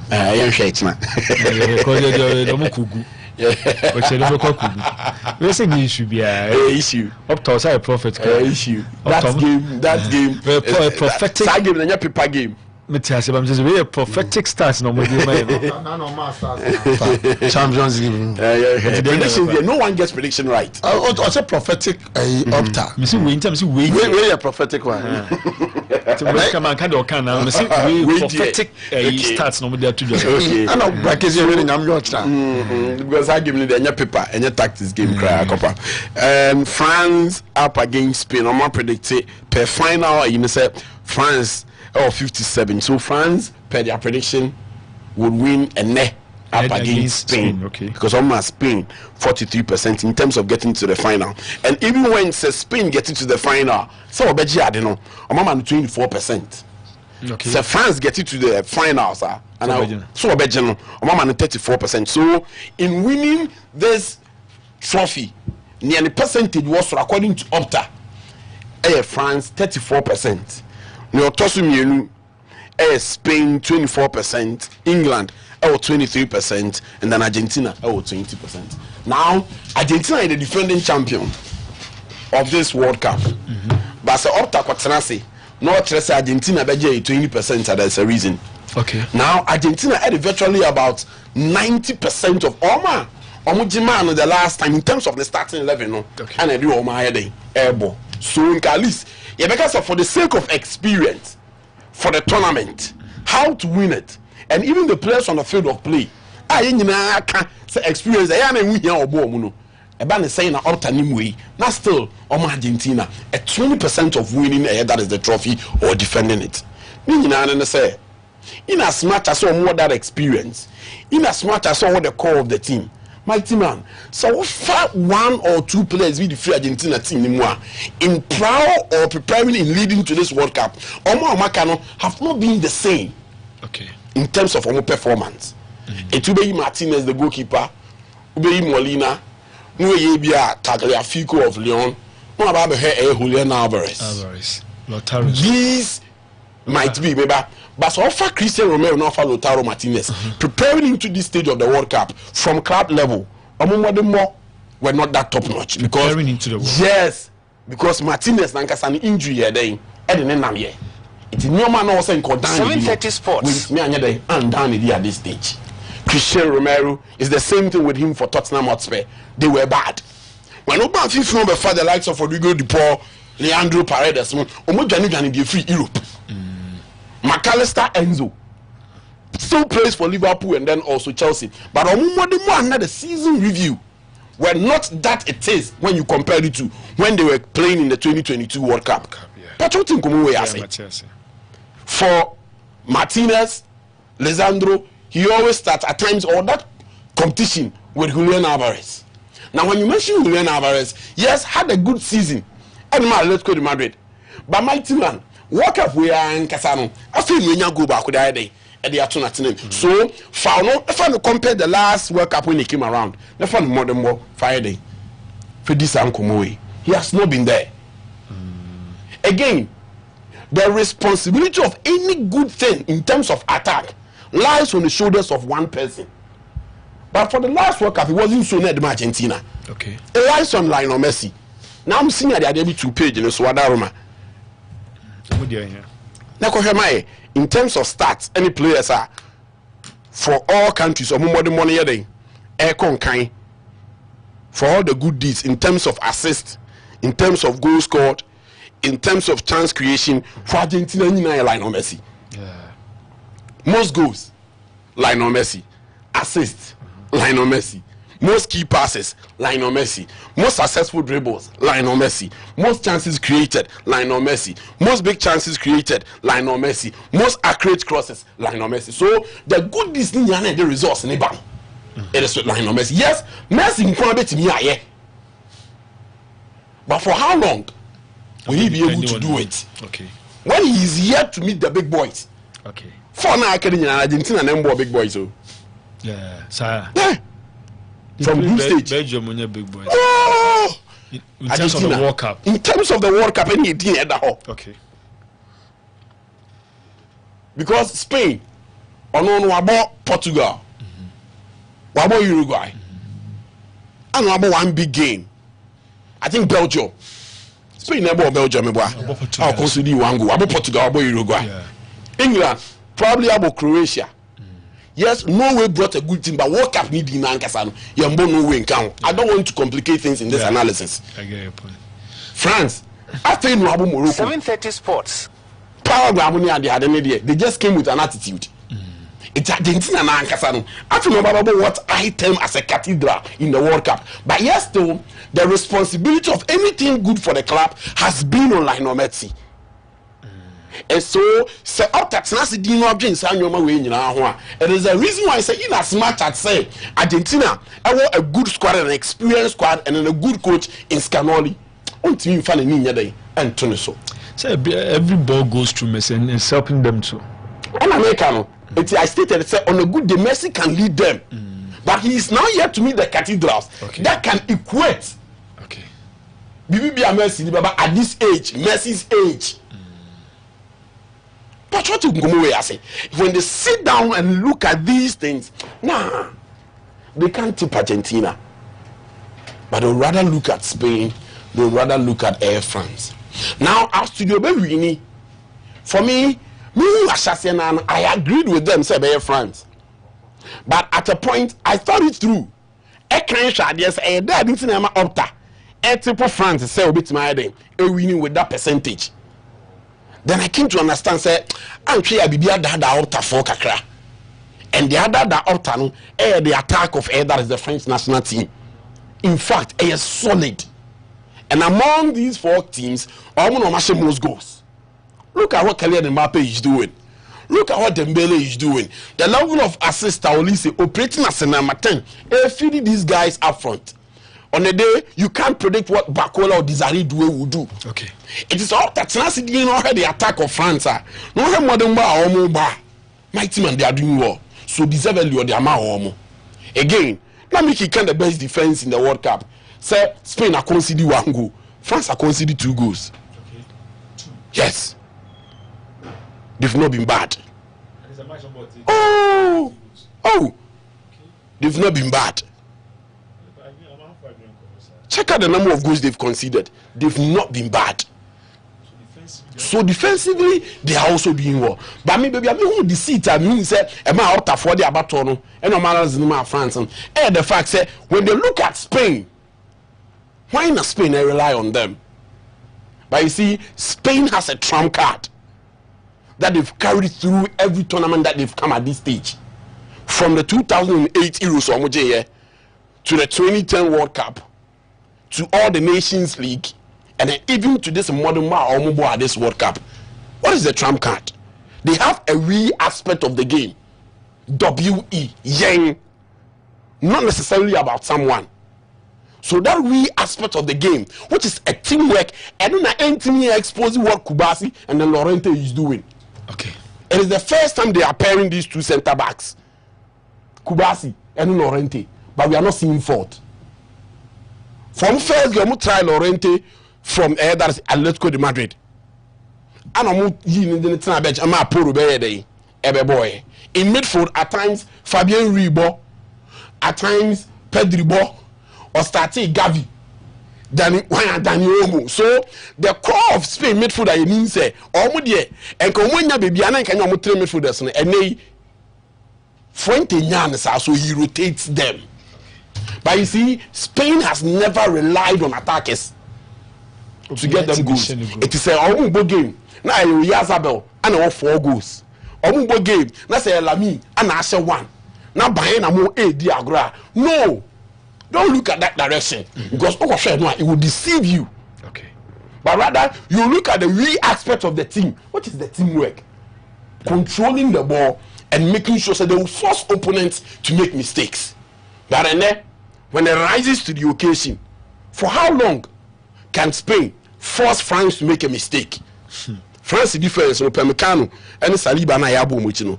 Upamecano is playing very well at this World Cup. No, from the from seasoning there, but behind the line and on to behind the line and on to so last against Saliba. Kunde is doing tactically well, improving the Spanish, the French midfield. Kunde, Jules Kunde, okay. Jules Kunde. Okay. Right back. He's improving the French midfield. Okay. Because game now on what the normal right back will be overlapping. But rather he adds up numbers to the midfield. Spain super numbers in midfield. 7:30 Sports. Okay. Mighty man, you would have to understand Opta. But I think they looked at that from the direction now. No ding at the So between these two teams and France, Spain, I tip Spain to have the advantage over that is France. Okay. I tip Spain to have advantage over France. I tip Spain to have that advantage. Yes. Okay. Over France because of the we factor. Not looking at who is up front to do the work. Into a share with Yazabel.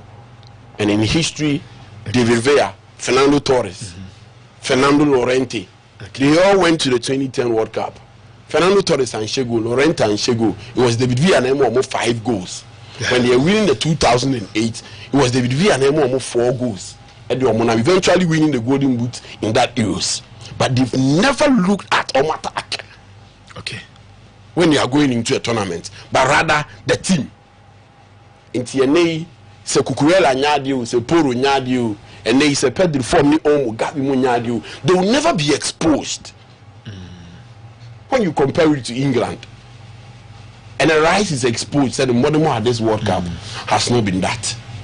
So the attack of the English national team, Noni Madueke. Now no Zlatan say or Fabo na ni machine. No ni machine because of good reasons, because every mistake Madueke be biano is the wrong mistake at the right at that time. Yeah, at the wrong time. At the wrong time. Okay. 80 million. Got it. Obaku say why is a flashlight?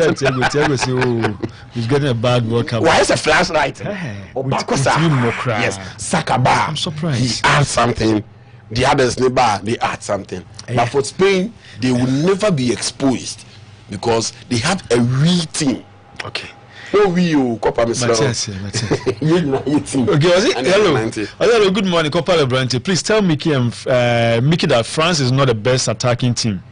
It is Argentina with 17 goals, while France they've scored 16 goals. My name is Lydia Bell from Snate Doom Branch, and I will say. Good morning to the sports team. I'm Bismarck from Alaba, and I'm enjoying the best sports show live. I'm expecting France to win the match at least 3-1 on aggregate, and I'm very pleased to hear Brake's analysis on these matches. And here, so they're going to say, Copa, please, we don't play the game on a paper. We play the game on the field. So the Argentina and Spain fans don't care about what the Opta on Opta, because Opta is saying. Prince Pronzi from Offenso Namon on the free buyer. And then this one too, interestingly, we say opinions are like panties. Everyone has his or her own size, but this time Octa or whatever the name is, his or her prediction is a lie. We live to see the winning countries. And your bullet, DJ Bullet, no. Was it no copper? Please, it's Argentina who has scored the most goals. It's Thomas from the Albine News site. In Ternia, the Adamasine correction now, so they are mining team. 7:30 Sports. I'm comparing the two teams, to Spain and France, and I'm comparing me. On the bracket, there's difference. Like I said, France national more goals. I was comparing that. I think you mentioned in terms of attack, in terms of goals, because comparing the two sides, Spain and France. And Okraba had this. France are considered 2 goals, and Spain are considered 1 goal. So as I said, it was the 2 teams now. Now I'm doing the twins. I think it's on the goal conceding. No. The 2 teams now I'm the twins. But Kentiaba, you try about this and a game will be into me missing because it's going to be an interesting. Yeah, and I want to see a problem here. Because I mean, problem no. I didn't say game be a problem here. I didn't say. But nyame adu watch na de any in the legend. This is how much they down. Erade. Cry me kwa ko hwia ene o me see ene game na fine. 7:30 Sports na de nyame adu ma. Don't miss it. Yan page Spence bia ne sanko fu no game. Thomas teacher be la na bia manix. The girls will be crazy nyame adu watch. Be la na bia kuma so masa. Fasala na ku ko bogi. Me see na de no aba me se no me see. But I don't watch that and do anything to watch that game. But it's coming home. Yaba. Uni ahreho biem. Abo die no to betwa. De wo hwehwe wonyame ho no. Ode no nyina bemma. Dan no Methodist sorry. Calvin titemu ameko. Asofo panyin hanu ampa wese du na hweso. Osum ye wie yampa ya fa hye no aduru ho. Yampa bo kese na ode akwa akwasi donko ne kasafo. Kita nsabo sumi. Ya wada ne fiada etwa to da etoso aduasa ne aduasa baako. Ye hia mekom Calvin Methodist. Ene baba yo agudi bia no ne die ne mhye. Bia no ya no pa no wo twempa mu ko se wi aprem to bre. Asenti eda bo sumi mpa bo kese no suni. Chino Samuel Huma tosumi enu tinson tichemu ba ko hia brabo mu yedie ni asetena mu ahoto opo odoma na amusra amane bi da wo so ana wo ha obi ni wudi asi mpa ba kese mfa ho ni asori a wo ko iku a wo ka ho yete nsafo obia beti nyame asem a bibia mfrem bo mpa ye gina nyame asem so na obehunu nyame tumi kese a eye adwuma di mpa ba kese ho nkoma ma wadwuma mu fronte wona wo namfo no no fiefo nyina amra nyame di mpa ya no mu aye be bantam bosumi we mpa ba kese ase ogye nko a. In Ghana, we are more than just individuals. From the bustling streets of Accra to the fishing villages along the coast, from the farmlands of Tamale to the busy markets of Kumasi, together we are Black Stars. It is not the players on the pitch, it's the seamstress stitching jerseys in Kantamanto, the trotro driver cheering in Cape Coast, the students dreaming big in Ho, and the farmer working hard in Bolgatanga. Each of us plays a part, each of us is a star. We are the hearts of Ghana, united by hope, by passion, by pride. Every kick, every pass, every goal belongs to us all because we are Black Stars. As the Black Stars take on the world, KGL starts with them and with you. Together we share the dream, together we share the fight, together we share the glory. KGL Group, proud headline sponsors of the Ghana Black Stars.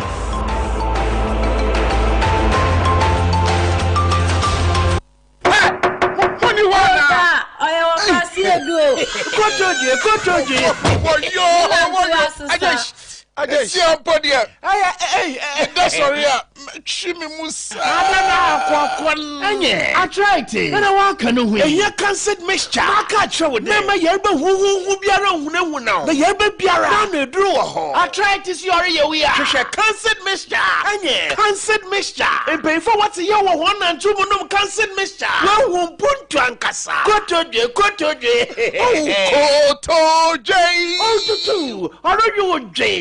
I tried to see you. No can't sit mixture. trust Jehovah Herbal Center. In our year. Hwehwechira kwan wa Tonso Google Market. Jinyanse kwan so a ye be the videos deco for 0596 832 796 and 0244 871 862. On your mapping for on your back and woman won't be no FDA. Apinodo. She cancelled mixture. Report all side effect of cancelled mixture to FDA using Med Safety app. Ubenye biato. Ewo herbal shops in Yinemo. Remember I tried it. Maybe you will know no cancelled mixture.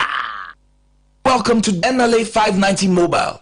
Today we will discuss how you can win cash by playing 590 on your phone or online. Visit 590mobile.com.gh or dial *959# on any handset or network and choose option 1 on the menu for direct 1.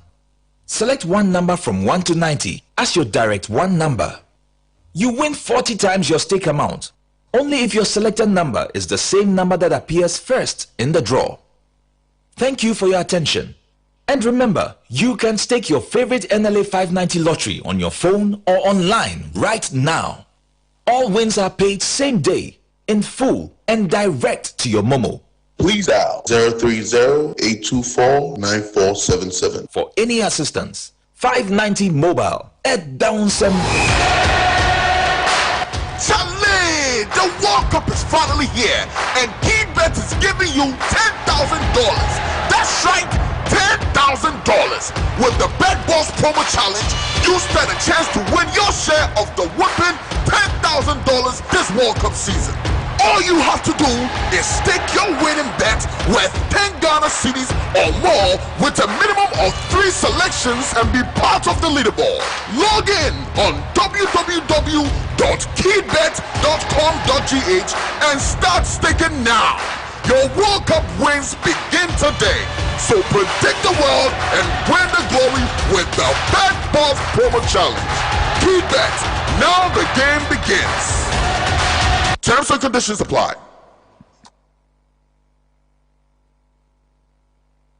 All right, so Ntiaba back. Yedi ensemne emona. Tozi kwasi.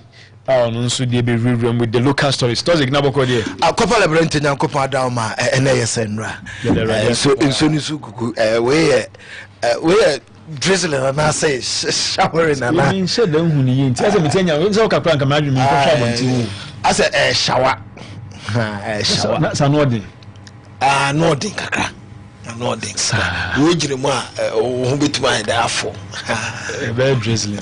Sure say we drizzling of drizzling of blessing. Okay.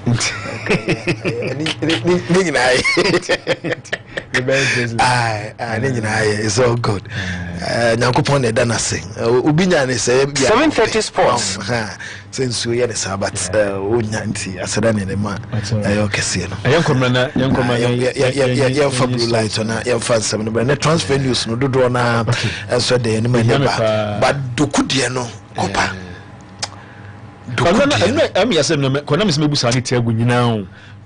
And I wanted to ask you guys, tell me just say meant me musa question and tell you and upon me tell you asime o manusa enro na kopa no but na me sources na me stories ni feel na ma me nyini no credit see the sources na me story ni there so busa me per the sources na me story no o doubt ka na me doubt story so me hu ye but room obia no there's an iota truth and Tiana. Me yam she me pa say obi odo na ire say na ire wo 7:30 sports. Mesra mo mo menko hwe me yene na me nyina me yere nchen na onwo. Na ko wie ya. Me pesa me story ni kopa me pesa me je. I just don't want to be. Ko so say dokunu ye obi a osum na me pa. Onye place no mo ye basa bia me get ni wono afa crude no bo crude no nam disco and sawe ne say lifestyle no onye binti say sasem we tuna ni football no kopa betuma han pa o unso obi on soro ya na sasem we tuna psychologically no ebetuma ha adwen pa we bomb pa say me manya no kre no kre be ha do pa yin pa den ko blue light fa blue for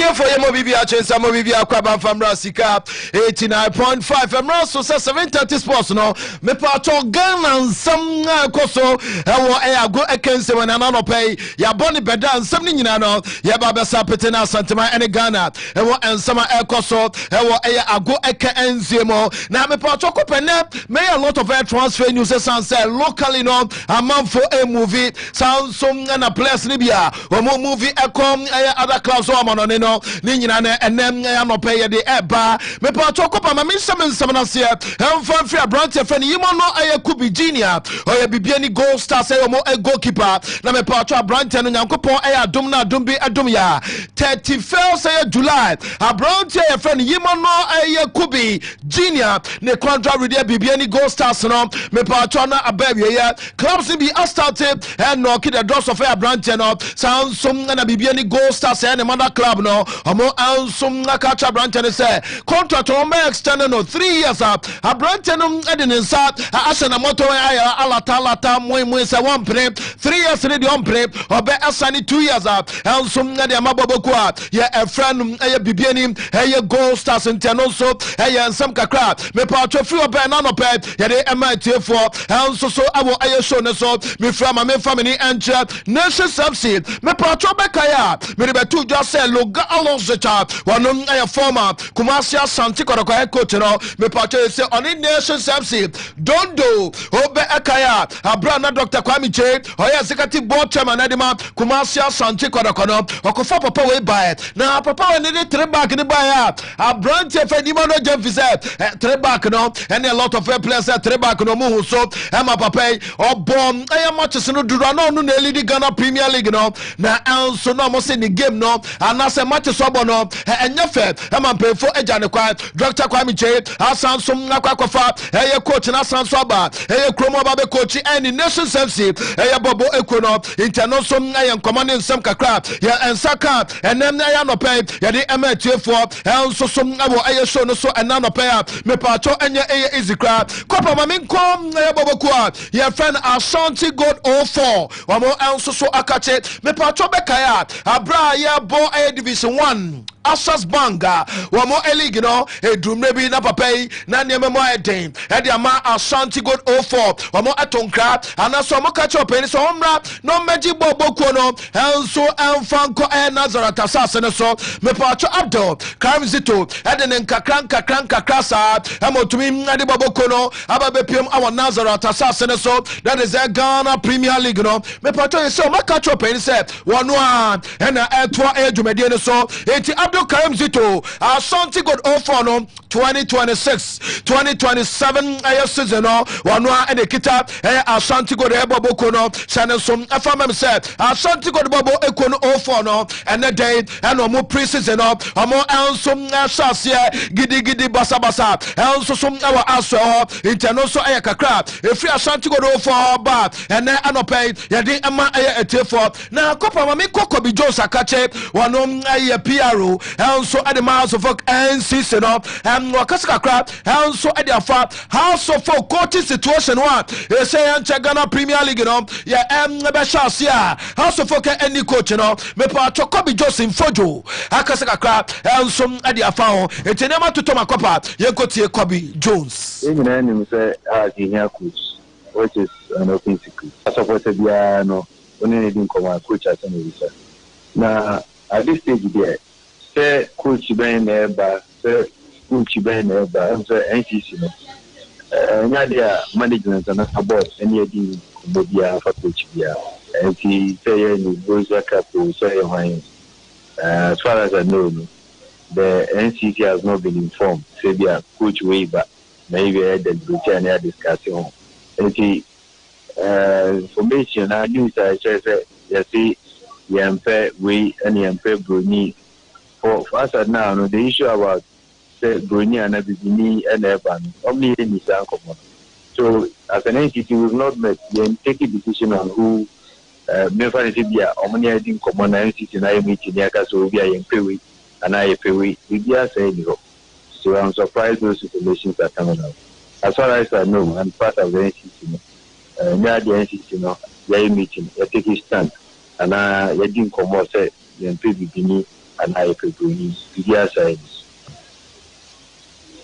Okay, and some of your friend Kobe Jones and photo, and so I did to do NCC Kasama for Nam Mepa my men some family and China transfer news in the Kakra, Obaka Kwame Conte Bonsu, or your former Kumasia Santico M for that. Mepacho said, yeah, club ye our air Saudi, air Arabia, Sadomo air pro league, no, or more show interest our air branch in Pacho permanently, no, a branch fan of Kwame air Bonsu, WWE Union in Tiasa were joining. El Shabab Bobo Ekona, Mepatoma Enyawa, Esan say El Shabab Bobo Kono, Amosa Brantano, Karasi Bonache, Amom Monitana Folono, Itomosa Brantano, Wojana Naso Aya Papa, and Enteno Moba Fano, Amawa Johnny Aya Bobokwa, Mepatoya Efreno, Aya El Shababa. Now, if you are my family, El Sum Anche Barcelona, Mepato Omu B, no Barcelona B, Wamo Ekampo, the Ghanaian defender, Bakubi Awa, ya Efren Pfizer, Aya Gariba.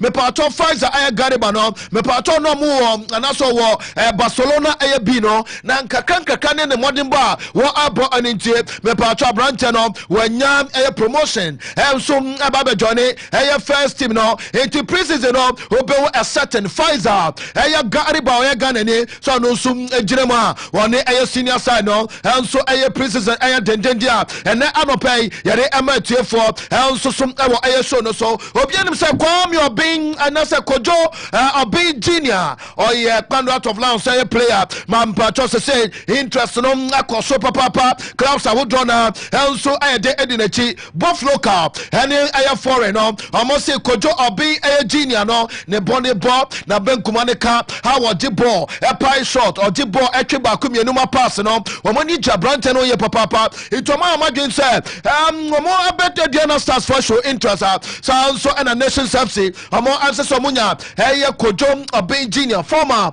House of Folk striker, no Munya, no Mope, so an Ethiopian club, also a Yomuti, and no answer, and is the crowd, also so a wire hop, sounds so an a Joe, hey, a Bovi, or no answer, Johnny a Dream FC, a branch of friend of Joe, hey, a Bovi, while Johnny a Dream FC, a Bobo Kona, Mepa Tokopa, and also Anya is the crowd, and then Anope, Yadi Emma at 4, also so our show no so so and someone to do Ofi Bobo Kwaya a friend no Lagos City South ebe join him Kumasi Asante Kodoko me pato by ne manfa perform and so e catch ne say omodana say e jane kwa kama hema Brante no join him brekuma ya Chelsea Bobo Ekono e say me pato clubs do na e usa Brante e friend no ya someone e tinedu no e bono onimbo e say Diana Estasa and so nyane ne nkomadie no e dreche papa me pato na ne china onyane ntesa Brante your friend Samuel,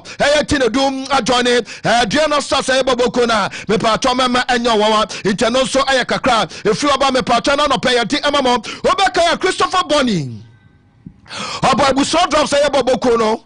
How will feel no din name? How so a check Kumasia Santicoco? Me pato by the name of Fa or more Jan Quine as I'm so in the name. A check cross of okay Bobokono. It's a Uganda and a young in Tiasa Brantia Ferno, Christopher Airboni, former Kumasia Santicoco, one out of Lance House of Folk, and I say Busso drops out. House of okay player no, it's a Wakako Piemo, and so our Uganda one a Uganda for, and so a Quaco Shabomo air Dendende. And no answer any is crab and then pay yade eto etefo also so anima enya easy mama family in check Kalara and that United and so akache me pato Kalara United Boboko no almost me can check a playing body no say preseason no etina and a shots here into what church any bench ya what me can and now no pay Kalara United player no Bomodia say edatina also between anyway I check a campo now I join a colleagues no also so aya kama it and also aya sam kakra if you about me patro na no pay ya di emamo also so awo aya show no so na me patro ma me family nche outdoor aya Karim Zito me da tuja dada so pay no no and then aya Ashanti God 04 no ko aya Nazareth asase no so say na be Premier League no maba no enye so mo ba be say high and na so mo be yet kwatwi bia no masako bo maba no wa ma aba also aba be ka aya Ghana Premier League no mo international aya kakra and then I no pay ya the MH for so ɛwɔ show no so na kopo ma me from in the black queens of Ghana obi anim say enche waffle and now say west na say African women championship no and no also basso dendende me patoma started organize friendly matches me and so at the map the black queens of Ghana mbaba wano shine so afama me say nyankopon aduma me pato ene day exactly 5 p.m. wamo any Cote d'Ivoire and so abo nyankopon akanse den will be man so Morocco and me pato team no and so akwakobo mu adwa enti nyankopon aduma edam ene day exactly 5 p.m. and me pato san nyankopon akanse no and so ebaso den and is quality copper on this note mamefa efisam no me bobo no nyina no ye emfa ensi na oni abadwafo ento so ewo sika 89.5 sound so na Facebook no ye streaming live and so hot din dia enya easy cra and so ewo hokopa de Leberante enti kaka ye go no so boy you dia tizigi dia no amo me producer okay anti mami ru artistiki de anim kakra na ye wi artistiki de na ya call line so na atwetwe nkomo anso so kakra ho na artistiki anso akasa ene nsembebe atudwa about niama ko so ewo mundi animo FIFA World Cup Ghana ye call ya ye call sansa esanso eba sansa no me pato expressing gratitude ebebe anso ade Ghana for ekwan fa so support the Black Stars of Ghana and so our World Cup no atizigi na ensama ode atudwa enso eni. Before I start, you know, I don't really get to speak a lot with people, but then I still understand, and I'll try to say some few words. Madogwena mi kata madakbena mi support throughout journey because World Cup mava wo easy okake because of my prayers be my supporter ten nam unsa be mano game mama ta me continue be mi jina mi dogbera nam ye mi jina mi support na ma odi kwa anola anyo ta madogba nam siam kele interview asem mauno no implimi okay I know I branch your friend Lawrence Atizigi Ghana your Black Stars goalie ba ko eno no na be patro cousin gwa so e fa St Gallen bobo ekona obo enso ewo Switzerland no wakasa kakra enso e fa ne bobo ko no yankotie no it was after our game I had an interview and I was told but yeah I think I'm really grateful for this recognition because it's not easy getting into this journey. But yeah, I'm just going to keep going and yeah, we see how the future holds. Okay, I know and sama a branch here friend Lawrence Atizigi and so a day ato eja 7:30 kopa ye hwese niam betutuma na ya call no so na akwa twetwe nkomo kakraban ento mu die mame hande baton na mawo na afi toma na afi yakwa homa no so na yakwa twetwe nkomo kakra enso ewa homa no so kopa Leberante. All right, Tozika ya dasi ni nsema odi amenti yeba na afi yewum ewon sama Edmond Asaford Toxic man so they are tudwa dia many na insanity but still do question no the Toxic me say me nyini still what room me be say me JD yeah because I say me ha dream because that love no crutch for time and the band akwane be one couple what's the biggest stage akwa hwe bi trouble ne pa o ankofo di na tem na after 10 years nyina na sese we sisampa na akwala yinya oba de chale ne kewias ne hu pa o nya sempa kewias ne hu pa nya sempa kra me bompa ese me ma insisa ebe man carry an cry bibia wo ho but psychologically no ebe ha wo pana 730 Sports. So pana onim say wa boy adwuma na afi kudu on say masa ade na nya ode a. Odi kosra na say 730 Sports na say eja odi fa form. Ha adwen but ya mompa say okay. Entisa ya mompa say entisa kra because entisa to the be na moye player psychologically no be affected on the field of play and a guy so a young guy he's playing very well do say the country now or do World Cup no went to me uncle manim but with his club football no I never be brave so the Man City nti ya mompa say that story about saying yere banana anu ya wo no e DNA no na nye dokuba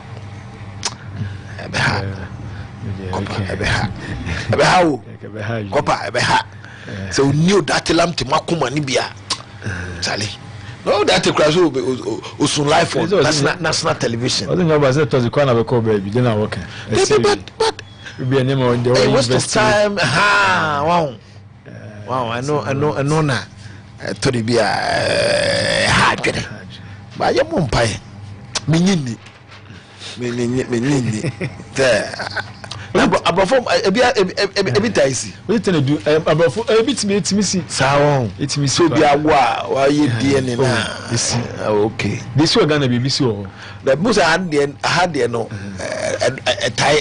taisi pa as an honest near abafo de obi broni die okaso ya dawa no ya daw na ne yere no ye black me ba select no ebi no man my picture and they say if you have picture some issue if you are painting okay na ka uyi di ma me nko ahwe ya wow metuma ka na ebi a nicely the pa nicely wo betuma e where kopo betuma e aso kita sebi program me ka say before man no etisa o ba okita mo features ni bi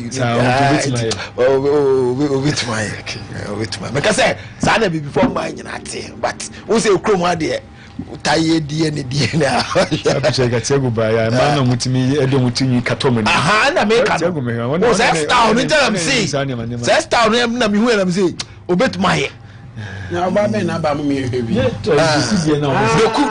doku asam say ye twa na to so ana we say still confirm ba say room on tea it's sad there hard it's a hard lady is a nice girl I must say tizigi be state you around St. Gallen no no ni sport for ni sport say you be statue na say ni man go to America no na ka ade aba anu busa dey say World Cup kana sa story ne ba na mama story say ambassador no say ono you superstar wo Switzerland omo nsi ni form onye ni pa atoa ho ba ha no ba ha wo say ha ne bebe wa di Switzerland a pool of goalkeepers money was so and I who keep of course so me statue what you was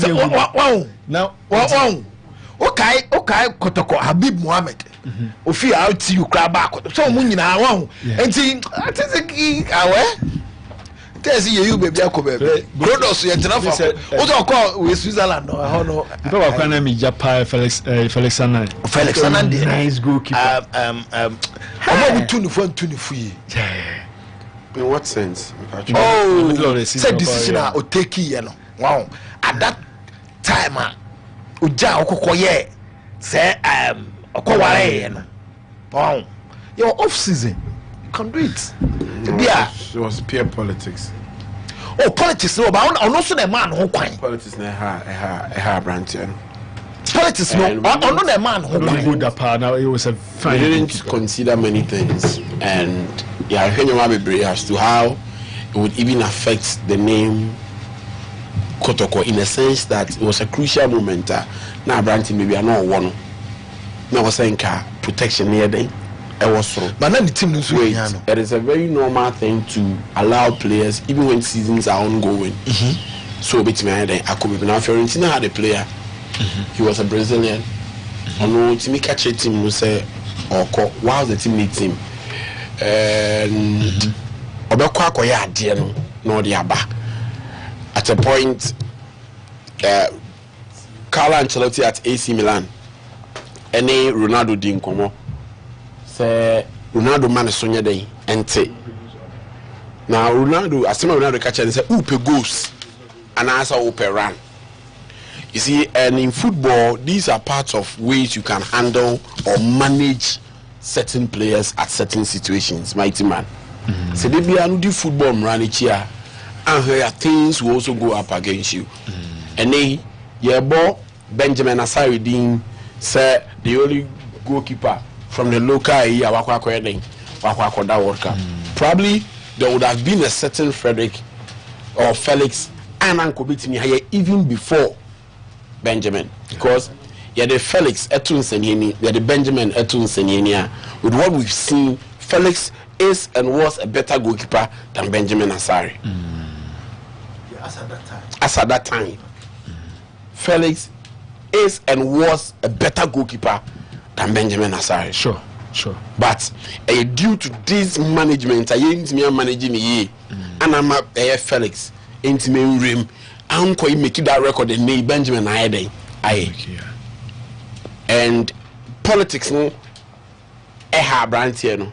But in as much as no and nay because your boy has been in that aspect of a record ahead that is Kotoko. But they had the chance. Fellas could have been the number one at that point in time. Also for the Black Stars, and I'm not number one crying now.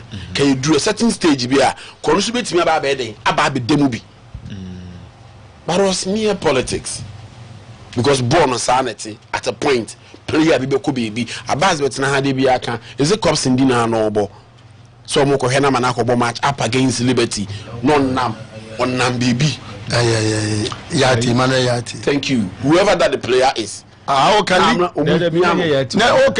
Copson. And league give me a Copson. Yet, giddy. I'll get you that Fiorentina player. I may add much now. Okay. But City blah. They had a chance of winning the league up against I think AC Milan. Or a Brazilian boy, you see there be Obeko Carnival. The supporters had come out begging him. Okoye at that crucial moment, my Fiorentina Lucy, but they managed the situation. So yes, the decision to have gotten married almost see girl no too quite. Also on marrying at that moment. Fellas call honeymoon. For how many days? Oh, Hama, you're recalling it was a game Kotoko against Hasufo. The game in Babasano.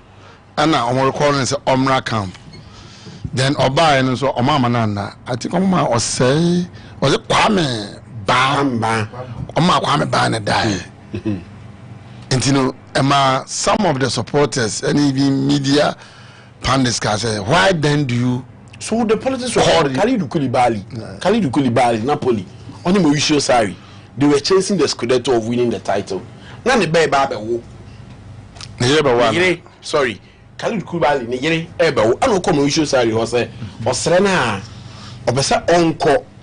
Now Uncle Jan in Cheno in day on Sarri catches he meets him in the game. In 20 man day, Uncle. And Pani Power Mananya day, Uncle. But Khalidou Koulibaly did not start in that game. He's kept him at the bench. So it is things that happen in football. See how you may see. And maybe I'll be here me pan. But we will also about me personally. A bit here me asking who they now also day. We hear me. But what to come away I say. So I'll leave you. But it doesn't mean say also the politics booming. Yeah. That is what we call in managing situations. And I felt whoever that pulled that trigger on Felix and then yes, or her boy in Mijitum. Because boy to me and couldn't be send also no day. Now thank you very much. I remember. But and they say record it would have been a Kotoko record. Felix and they have other stories similar to Felix. Yeah. When it comes to goalkeeping department. Fine goalkeeper. What I say? We've seen goalkeepers. Yeah, baby, we've seen goalkeepers how good they've been, their performance and level.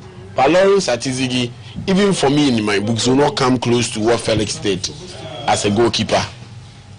But yet, say Union Single and Fone say, Omuhu is soda. That's what many states with their manner find it is their own cause. But soda, by one person after the under 20, during the 2013 now, Omuvu, it has been good for them. The number of matches are. And sometimes not about. Also, I said one match. Mickey, they all can. They make an no, for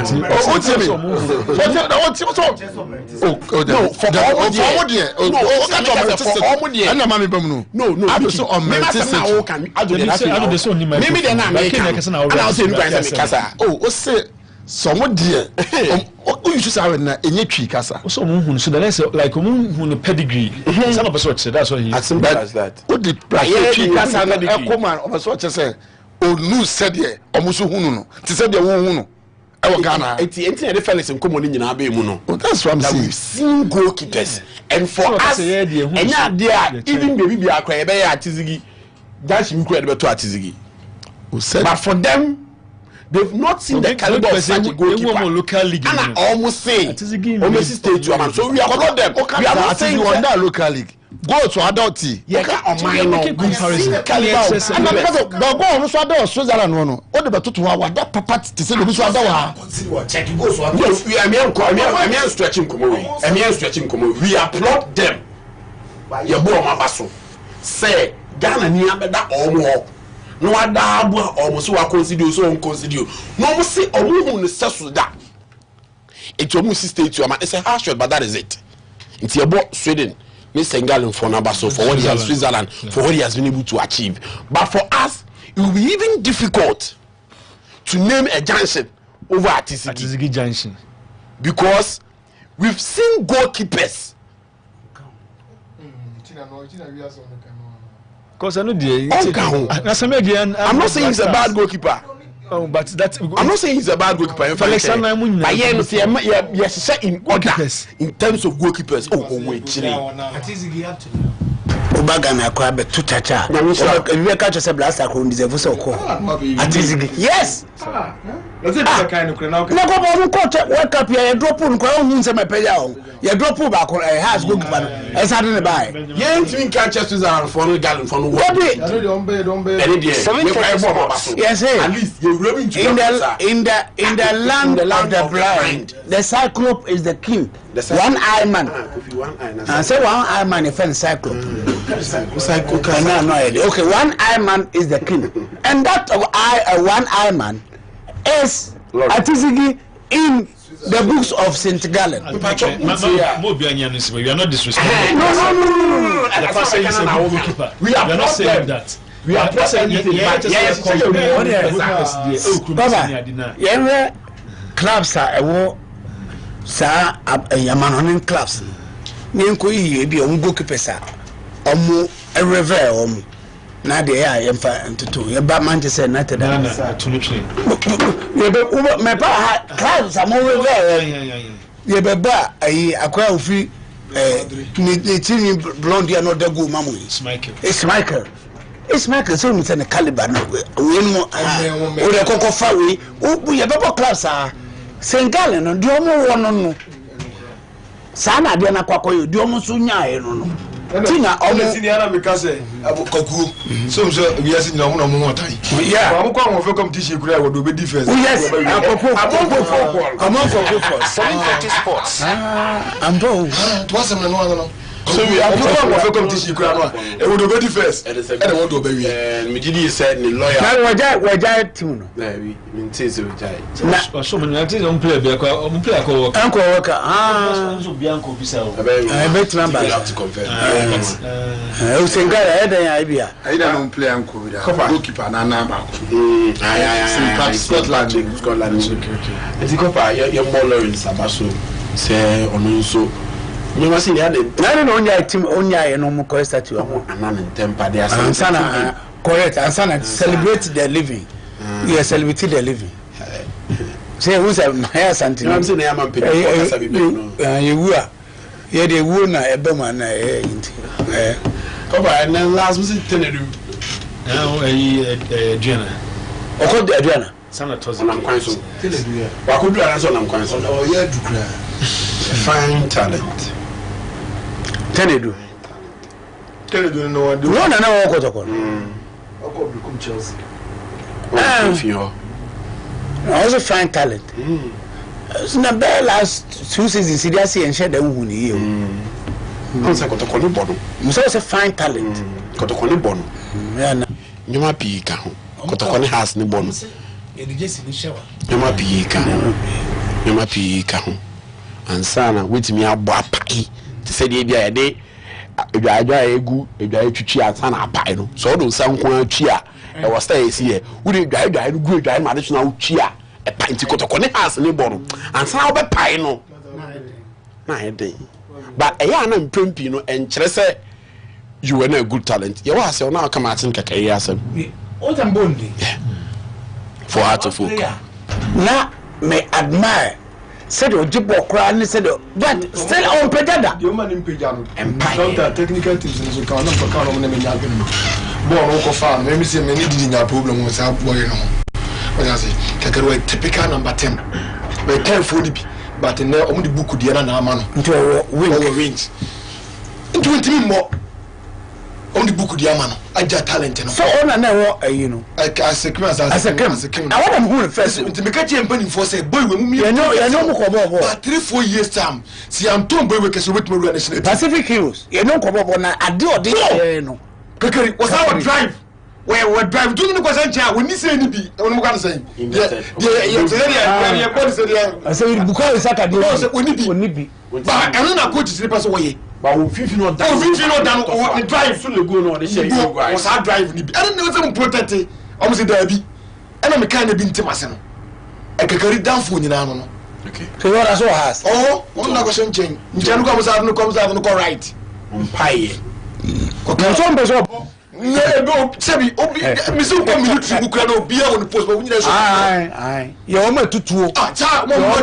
mo bi engineers ebi bokonka mo band ebi bo band ebi tonom yeah mo pamade ho ebi dudo ho Leberante la military ya ko complex ko ko so ja Leberante ko complex ko ebi dudo ha so ja Leberante ni o ebi dudo ho nyina ebi ubeko na ebi o wa bi kura na mo ye cleaner soja etu bia won lie etu nna so ye but ye waka mo si hey coat no ma fa coat asese budi coat ade da obi awuo e kire de ede na kire ede Ghana ze si abra bo na ase odi coat ade obi awuo ede na kire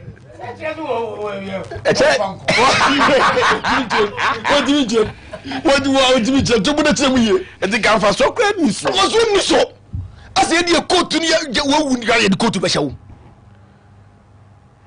o just ya yata de no ye yata de ekotu to wona ka bibi foforo ye yata de ekotu ti engineer ye bro how long ye break how long de be mu se de sitie he tournament ye ko ye and a ball asesa and nzo for na ball asesa masa eno a ye ko CNN top 10 because Agazira ko chaki and say Agazira ko Agazira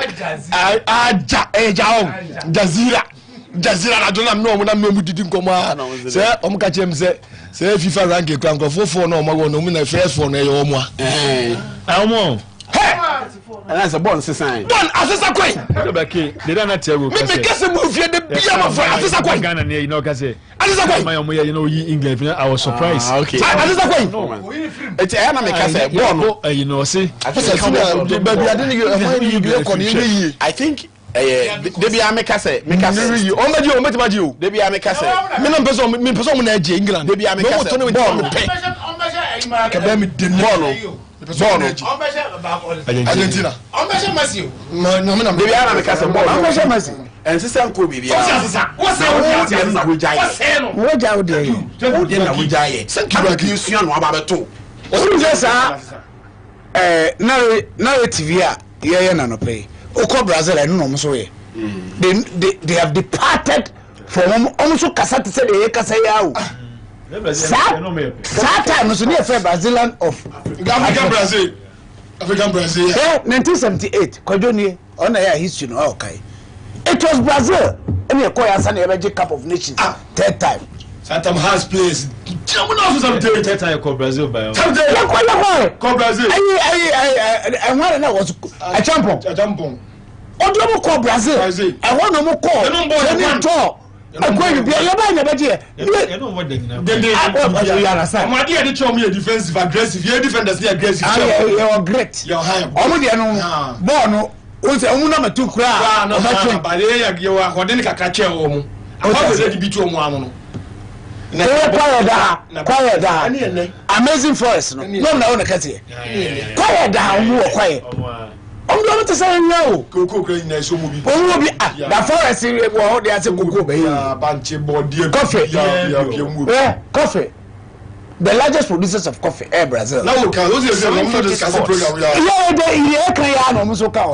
much departed from okay, 15 years. Some countries say we are saying how long now? Said you sit how long? And I said you sit here, said those your name. Selipa, almost society ni pion bebre ba o yira. Okay. It's no say yira. O davet fi wa mamrem no awoniema onimiyem. Ko follow society ni mo a. O tu niema tugu. Eno ne ne Ghana ye wie ye no ene ne no. Because senior boy ye bon se sia. Me start to preach say o ma kele number 11, o ma kele 7, o ma kele 10, o ma kele 8, o ma kele 9. O so na ka jem say football no, mini technical high. Me bajo o ma mbeto Chelsea no technical school o mko no yi. See am no na program dey. Again technical school. That one go technical school no technical. 7:30. The professor said so. One go technical school. You say the word technical. Technical. It's a way technical. Yes. Technically no. Yes. So technical am football. Na say unim football hum bi ni. Football it's no kra me ko tade me ni technical me tell me say me try ball me ko to ball na wo bet mai me am me ko tade na me ni sa ade ni bi na me de ade be me ko to ball enza po be no aye that be for big campaign me technical eye yentimi ni supporter o ma ahwe match na atias yesu film technicalities no eno bo so ye film me da say oh yeah there over and over you develop the technical acumen meboa how to do it and to so messi kekes apon what's the name boa you has developed it what develop it and I coaches no supporters so enemy match on of course na no na supporters on where we are on so one input to be on so the be wuram sa don't belittle it just me uja kemi and say I'm 39 years who said you know better to me in my problem different on only one line yeah remember no some coach on gasha no still go to ajano some work class 1 I'm go to ajano na me teacher and just 1 + 1 baka jam say 3 na majatu they say ba one how technical you know so to try there baka just 1 + 1 3 so because na transit ka just that teacher what I say na ono o ka just na wako adichira school because what it is a wako technical now to team na we support and input ultima omo condemn you say any technical we need technical and transformer na grow and transformer na grow na engineer be catch say lord no be say na say minim eno kra to da ya dey adu kra through say because company forces will join every nwem be catch say okosra se bo a etie be dey kwa dundunum sina uti asama say o join every frame ko di frame no ba ya osim kosra se bo a ena kwa samba ana waba kosra se bo by the god dundun etinye bibia na obi ka ya nwene ho so dwene ho makani fi say football no happiness football happiness ni je ni technical ne de ani je mani age technical wai ya sha mani age technical ne de ani je ne ba ani je ba technical ba na ni je o na technical man nye training and cheche na bia ba football nye training asa nya ngunubo no why training technical for me ko share so ba ko bu ba wo just sanity na bo mu ada bia no bo ya kese no ba ko te technical da bia no omo mo so na da so ya kese. So they are getting something right. Yes. It's a talent now. You can. Most of you senior pa. We senior pa. They getting something right. They need to make sense. So we.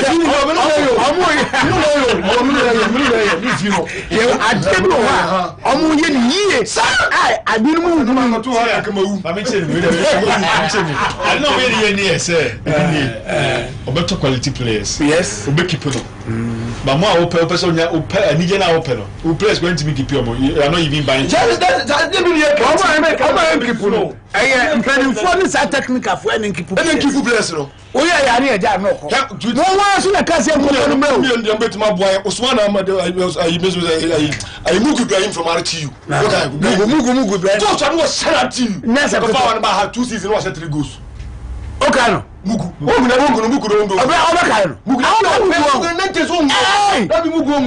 Speed. Your papa from Azakes. Aye. Was so good to be 2 seasons was 5 goals. And they didn't. And I was just back because you big. One day when they far. Fabra from a Tueriga. I got no big go no bet you cry. What you say? You go far I what they say. Anas tender. Anas from secondary Azakes. Oba hemfa erigom emfa but omuma supporters e won tire won say the number supporters won tire won no ade bi ewiaso wo ye bia bad day won eti yade na bi na bad day na enye west ewiaso bi bi no bad day di baba so obo 2 seasons and for their next ya dey garza Morocco for the weekend Morocco omo ti go of 5 seasons say I'm striker Joe Keres this is gonna man for criticizing and there you doesn't move away. You don't have to move away because Okofa player can say by no amfa. What is trying to do at this year no. Omojai players can say no fa. Ana omonenam side there what they omonenam ase. Esesa omo aye ase for ne dia se omo me ya de kese. It's dey bia omo emphasis say nia okran ni be ye no. Omo ti jamo. But the love you could training. Na kese na okano. Mo de talk kese ne dia. Kese. Bibie ni wa kese ni mketwe ni uko ntatu ya brand uko ntatu ya mkwe na kese no ai ye ba mu ade ye to kese be na ha ye mpia 16000 nyina Ghana player ben or how many 16000 sina omo Ghana CCA player ben or Ghana many 16000 omo 16000 a month but I wish say Morocco has anya kese no motor e league ni ye to kese ba omo njai ye na wuti omo njai say omo njai has it me justify your inclusion and say part 3 seasons you justify your inclusion justify no justify there na omo ye edi treatment to ko ba anyum na ba ni mo cinema no to work everybody munamzi oh but look na why omo didn't go Ghana na the big player no ai ngofo omo the Champions League to aso tu omo started some top big players me ke be ko 20 years Sayana Europe na make Paris. Almost starting some top big. But someone top big. Someone top big. In the big now system one. System when big you one no. Okay. System when the big you one no. Okay, so this IDU is a big player. Yes. Bakola is a big player. Yes. System the big players you one no. Big player. Dembele is a big player. They have made them big. Yes. They have also made them big. They made them big. But more big players. Say the body. But what's it? You must spend there. Kese. Yakofa Messi aba. Yakofa Neymar. Yakofa. Has Adam system no amwa omo. Ese ni aso wo hwa nke omo. Ehlo omo. Hwe Adam clubs are no more form in Europe. Adam no top big. We have about 6 clubs in form in Europe. And then ebina mbu be sesi ase se be boko kokura no mko akofe competition wo do be ni obedi ene uwe system no sesi anu a ukọ Real Madrid a omo che wo mu system sana baba nyɛ Real Madrid nya ade o system abas so team now ade se Messi ni Mbappe ni name nya bubu amon bobo big baby na here say obi of form. I want say I no players. I players na o assemble o no kwa. Team to count there others. So they will me no. Yes, inta na make say South Africa senior dey nyina. Ba South Africa see dey ka South Africa no mtu go semi finals. I know mtu do. Team no say South Africa no mu nya bibia o. Okay. Don't go semi finals. Some the name am bo fine. Oh, no, final. It is South Africa bibi. Anya so mo anya hwe. Because you dey obi through finals no one but name am so boko nya na e die den. E ka chi wo mu. You see to end we na me fancy no. Elali for about 2 seasons has not been that Elalinti. This is incredible pamo. But they will still adapt the big boys. The big boys, yes.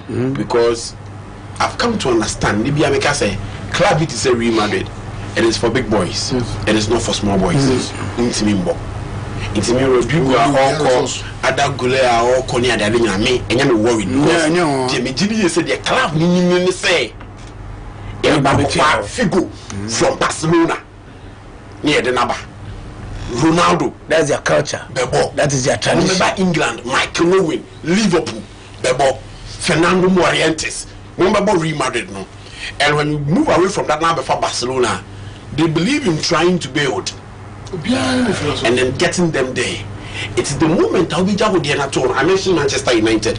They believe in building. They believe in bringing in England home. It's an example. So it's about getting the right thing. So I gave you an example of Bebatov.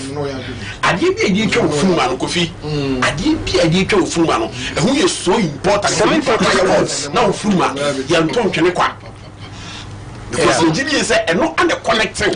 It's this year. Make sure say, yeah, man, the person behind you.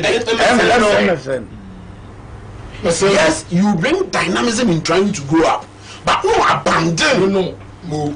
What's the problem? The basic. It's like the problem we've seen baby, oh baby. Yeah, quite adapting. And I didn't need my idea of see now who so that come young pounds and walk how long nyame adoma 12:30 am phone train because said here you can Jeremy Abeka chere sen kosi da ben ena nipa ebe hu said we sitie and the supporters no has so kakra kan say efiri na ekono ye pese empanifo no phobia no ni mini almost the bro of ni mini ye fear enti ye pese hu se empanifo no phobia ye fear ya masters ye fear intinie yensrowe intidie beye bia no ye keeper ne ba no a restaurant e papa won kran nyina no didi ho o just ye odi restaurant e papa nyina odidi ho obi a person oba won nipa pu na restaurant to ontoduane pass by 1 month ni dia ontoduane o Ghana to ko a no akodidi tami adoma medimi akora be ko nyame adoma next week na yakako pe bibi kakra na yedi na ne matimi akoso yi ntisa azo supporters say na bia duru no yenti jami yenti chino entino ya adunu say panifo se anyira ente ebre so kwa na eko supporters ibusa senior bade na mo de na eko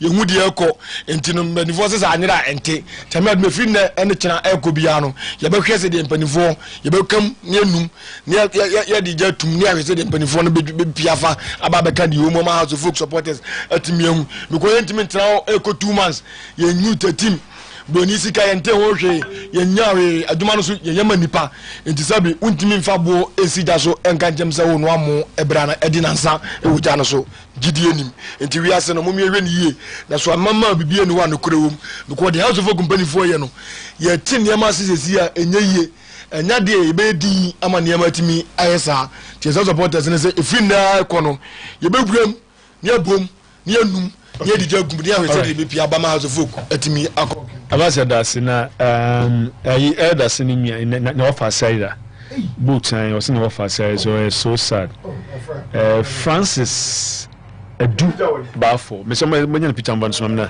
say be obi a wo hwe bia na ko say anya easy say obe akwala no reason for be 10 years when 10 years or the Francis edu bafo na enu achi that was 12 July kwasiada no ana akwa no free around 5 p.m. and you may be nunum na akwa no free a bisina ye kase Francis Edubafo you who now almost say as a like one said and bia or supasa and Miss one of Dasuno and all fear if you now or say pink stripe suit me a nation and a nation said a Dasununti and a good cheat had done couldn't do per life, a crop per life. Best 10 years. And he said, Miss Omo bits my way. Kwaya in your boot, none of us if a creation a uni. And he chronum, hona cray, or tear, say, we're free fear you who are the best. I did your best parents in the prize, or my worried your best pa. Say, really, I offer, square boat about the end I offer, so I'm in the mensa. But so I'm a number 0246 366 002 0246 366 002 Miss Sosa Utienese would say who are ya where coco or did you come up where coco I just say or his sutra Yasin say Musa and a shark ya or dear P and ne gochi and a danukum a cry pia if frequency had be said question me benunum this will be first or by no I'm going to I just want the PI be seen ya yakasay and nay Tuesday no pa.